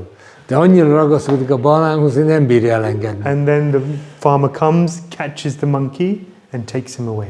És tehát jön a farmer, elkapja a majmot, és elviszi. So then all the other farmers, they applaud him. Megtapsolják a többi parasztok, And then they get hundreds of coconuts. és akkor 100-ával rakják fel ezeket a Put kókuszdiókat, bananas in, put them in the tree, banánnal, and they catch all the monkeys. az összes majmot megfogják. And what do they do with them? Put them in a cage, Berakják ketrezbe, take them somewhere far, far away, so vagy they're valahogy jó not, messzire elviszik. wherever it is, the monkeys aren't here, they're no longer disturbing the crops. Az a lényeg, hogy megszabadulnak a majmoktól. So Nem teszik tönkre a the termést. point is that the monkey won't let go. A lényeg az, hogy a majom nem bírja elengedni a banánt. And in that way, he gets caught. És így ezáltal elfogják. So the point is that material attachment is monkey business. Do you have that phrase, monkey business? Tehát, hogy azaz más szóval az anyagi ragaszkodás, az egy, nincs erre jó magyar szó, tud valaki? Monkey business, tehát ilyen hülyeség. Hülyeség. So material attachment binds us to this world. Tehát az anyagi ragaszkodás ide köt minket ehhez a világhoz. The monkey put greater value on the banana than its own freedom. A majom jobban értékelte a banánt, mint a saját szabadságát. We put more value in whatever our attachments are, ... whatever your is, you can fill in the blanks. Nyugodtan kitölt a pontozott részbe beírhatjátok, hogy mi az, amihez a legjobban ragaszkodtok. But we put more attachment, we put more emphasis or more importance to those than actually becoming free. De ezekhez nagyobb, ezekhez a bármihez, amit ide beírtok, mint a legragaszkodásotok tárgyához, nagyobb jelentőséget fűztök, mint ahhoz, hogy megszabaduljatok. And in that way, the conditioned soul continues his journey in this material realm. És így aztán a feltételekhez kötött élőlény folytatja az útját ebben az anyagi világban. Which fails to satisfy our desires. De így nem, a vágyai sem teljesülnek. And diverts us from the real source of happiness. És ez eltérít minket az élet céljának a elérésétől. Eltérít minket. Sadhu Savdan. Kapila gave, finally, so Kapila Dev's instructions. Ezek a Kapila Dev tanításai. It's the final chapter of the third canto. A 33. fejezet az utolsó fejezete a harmadik éneknek. He leaves. És Kapila Dev elmegy. And he goes to Ganga Sagar towards the northeast of India. India északkeleti részére megy. Ganga mellett. Ganga Sagar, yeah. Ganga Sagariban. And so Devahuti is alone. Devahuti ott marad magára. She feels some pain in separation. Van benne egy kis fájdalom az elkülönüléstől. But she becomes attached to her son. De ő ugye természetesen ragaszkodik a fiához. But her son is the supreme person. De az ő fia a legfelsőbb személy. So she's just meditating on Kapila Dev. És ő csak meditál Kapila Deven. Meditating on his form. Meditál a formáján. Meditating on his words. A szavain. And in this way she becomes detached from her home. És így módon aztán elkülönül az otthonától. And she becomes qualified to go back to Godhead. És így aztán alkalmassá válik arra, hogy visszamenjen az Istenhez. Described that without difficulty she becomes qualified. Tehát különösebb nehézség nélkül alkalmassá válik. Of course she engages in intense austerities in her life. Persze nagyon komoly lemondásokat végzett életében. Through the teachings of Kapila Muni, she also becomes detached from the world. Kapila Muni tanításai révén elkülönül a világtól. And through her deep meditation on the Lord, she develops her love for him. És az Úron való mély meditációja révén a szeretetét kifejleszti. These examples are there in Shastra for our benefit. Ezeket a példákat a Shastra mi javunkra hozza. In our own way, we have to practice the same process according to our time, place and circumstance. A mi helyidőnk és körülményeink szerint ezeket ugyanúgy gyakorolnunk kell. We also have to develop that kind of bhakti for the Lord. Nekünk is ki kell fejleszteni magunkban az Úr iránti ilyen jellegű bhaktit. So, that was the final session for today. Ez volt ma az utolsó ilyen alkalom. It is 1 o'clock, so it's pretty 1 good óra timing. van, tehát elég jól időzítettünk. And that is the end of the third canto. És ez a harmadik ének vége. It's a wonderful canto, so instructive, so many amazing Csodálatos insights. ének, nagyon tanulságos. Devotees are asking me when we'll start the fourth canto.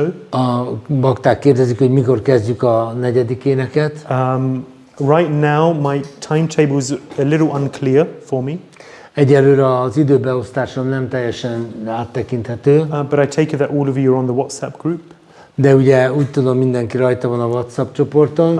And so when things are clearer, then I'll be in touch, and hopefully in the not too distant future we'll be able to continue with Canto 4. Tehát mindenkivel kapcsolatban vagyok, tehát remélem, hogy a nem túl távoli jövőben tudjuk folytatni a negyedik énekkel. I really want to thank everyone for your Szeretnék tényleg mindenkinek megköszönni a figyelmét. It's really inspiring for me also to delve into the Bhagavatam. Nagyon lelkesítő számomra a Bhagavatamban így elmerülni. You're all giving me the opportunity to share something also. És ti adjátok a lehetőséget, hogy valamit megosszak veletek. It gives that study more meaning also. Így a tanulmányaimnak több értelmét látom. And also my experience is that when I'm preparing to share, I feel more mercy and more revelation than when I'm just doing it for myself. És az a tapasztalatom, hogy amikor azért készülök, hogy valakikkel megosszam ezt, akkor sokkal értelmesebben, mélyebben tudok foglalkozni vele, mint hogyha csak magam miatt csinálnám. So I'm grateful to you on many levels. I'm grateful to you on many levels. Tehát több szinten is hálás vagyok nektek. Thank you, and I wish you all a wonderful onward period. Kívánunk nektek egy nagyon jó köztes időt. And I'm sure we'll see each other soon. És remélem, hogy hamarosan ismét látjuk egymást. Granth Śrīmad-Bhāgavatam ki Jai! Bhavana Sundar Shri Radhasham Sundar ki Jai! Shri Dalita Vijay Guranga ki Jai! Shri Prabhupada ki Jai! Granth Śrīmad-Bhāgavatam ki Jai! Ānanda Caitanya Prabhu ki Jai! Gaura Bhakta Brinda ki Jai!